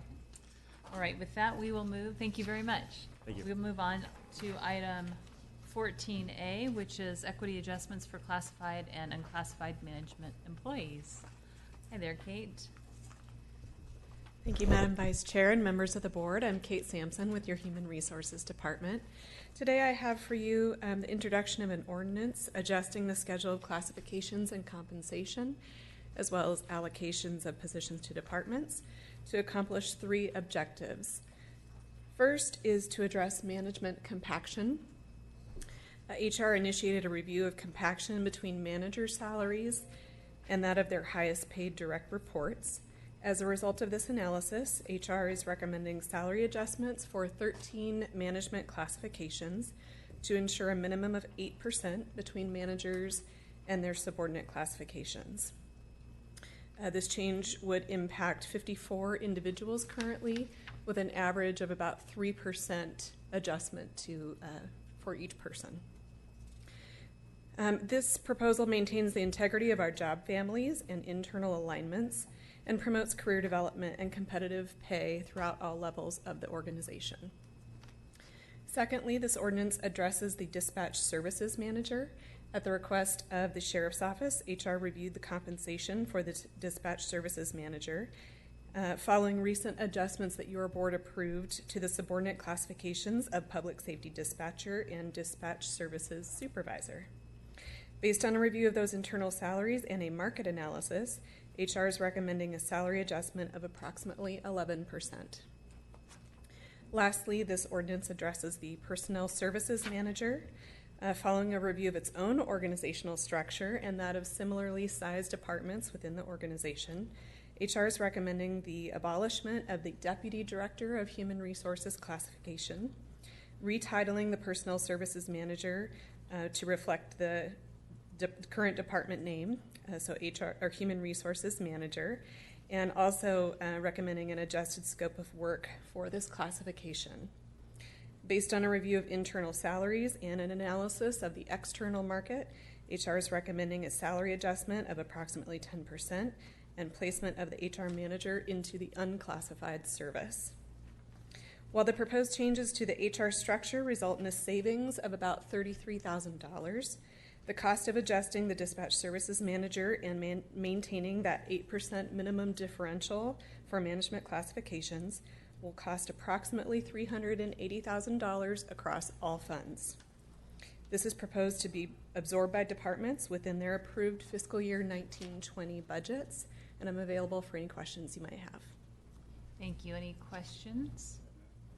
None? All right. And anybody from the public? All right. Seeing none.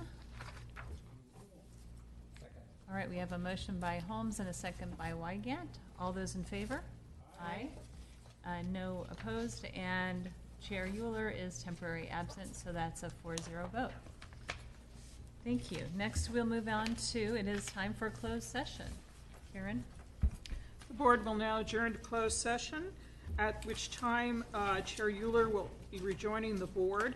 The board will consider in closed session 4 items of existing litigation, 1 of initiation of litigation, and 1 of significant exposure to litigation. All right, then we will go ahead and move to closed session.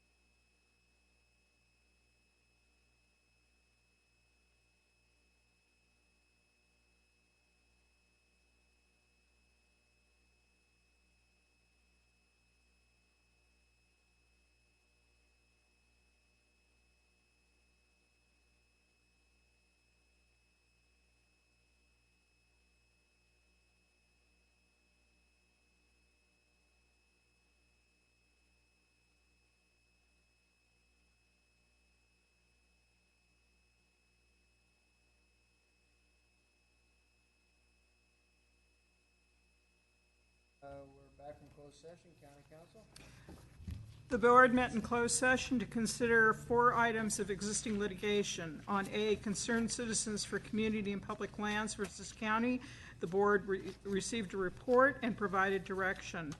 On B, Kadimi versus Sergeant Nielsen et al., the board heard a report and provided direction. On County of Placer versus the CalPERS system, the county heard a report, no action was necessary. On In re David Pabst, the board heard a report and authorized settlement.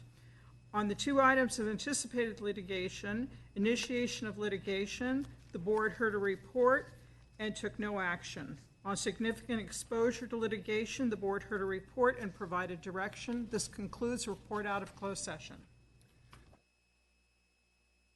Before our board on July 9th, we are adjourned to a special meeting tomorrow. And the location for that meeting, we start We start here at 8 a.m. starting here at 8 o'clock. All right. Thank you so much. We're adjourned.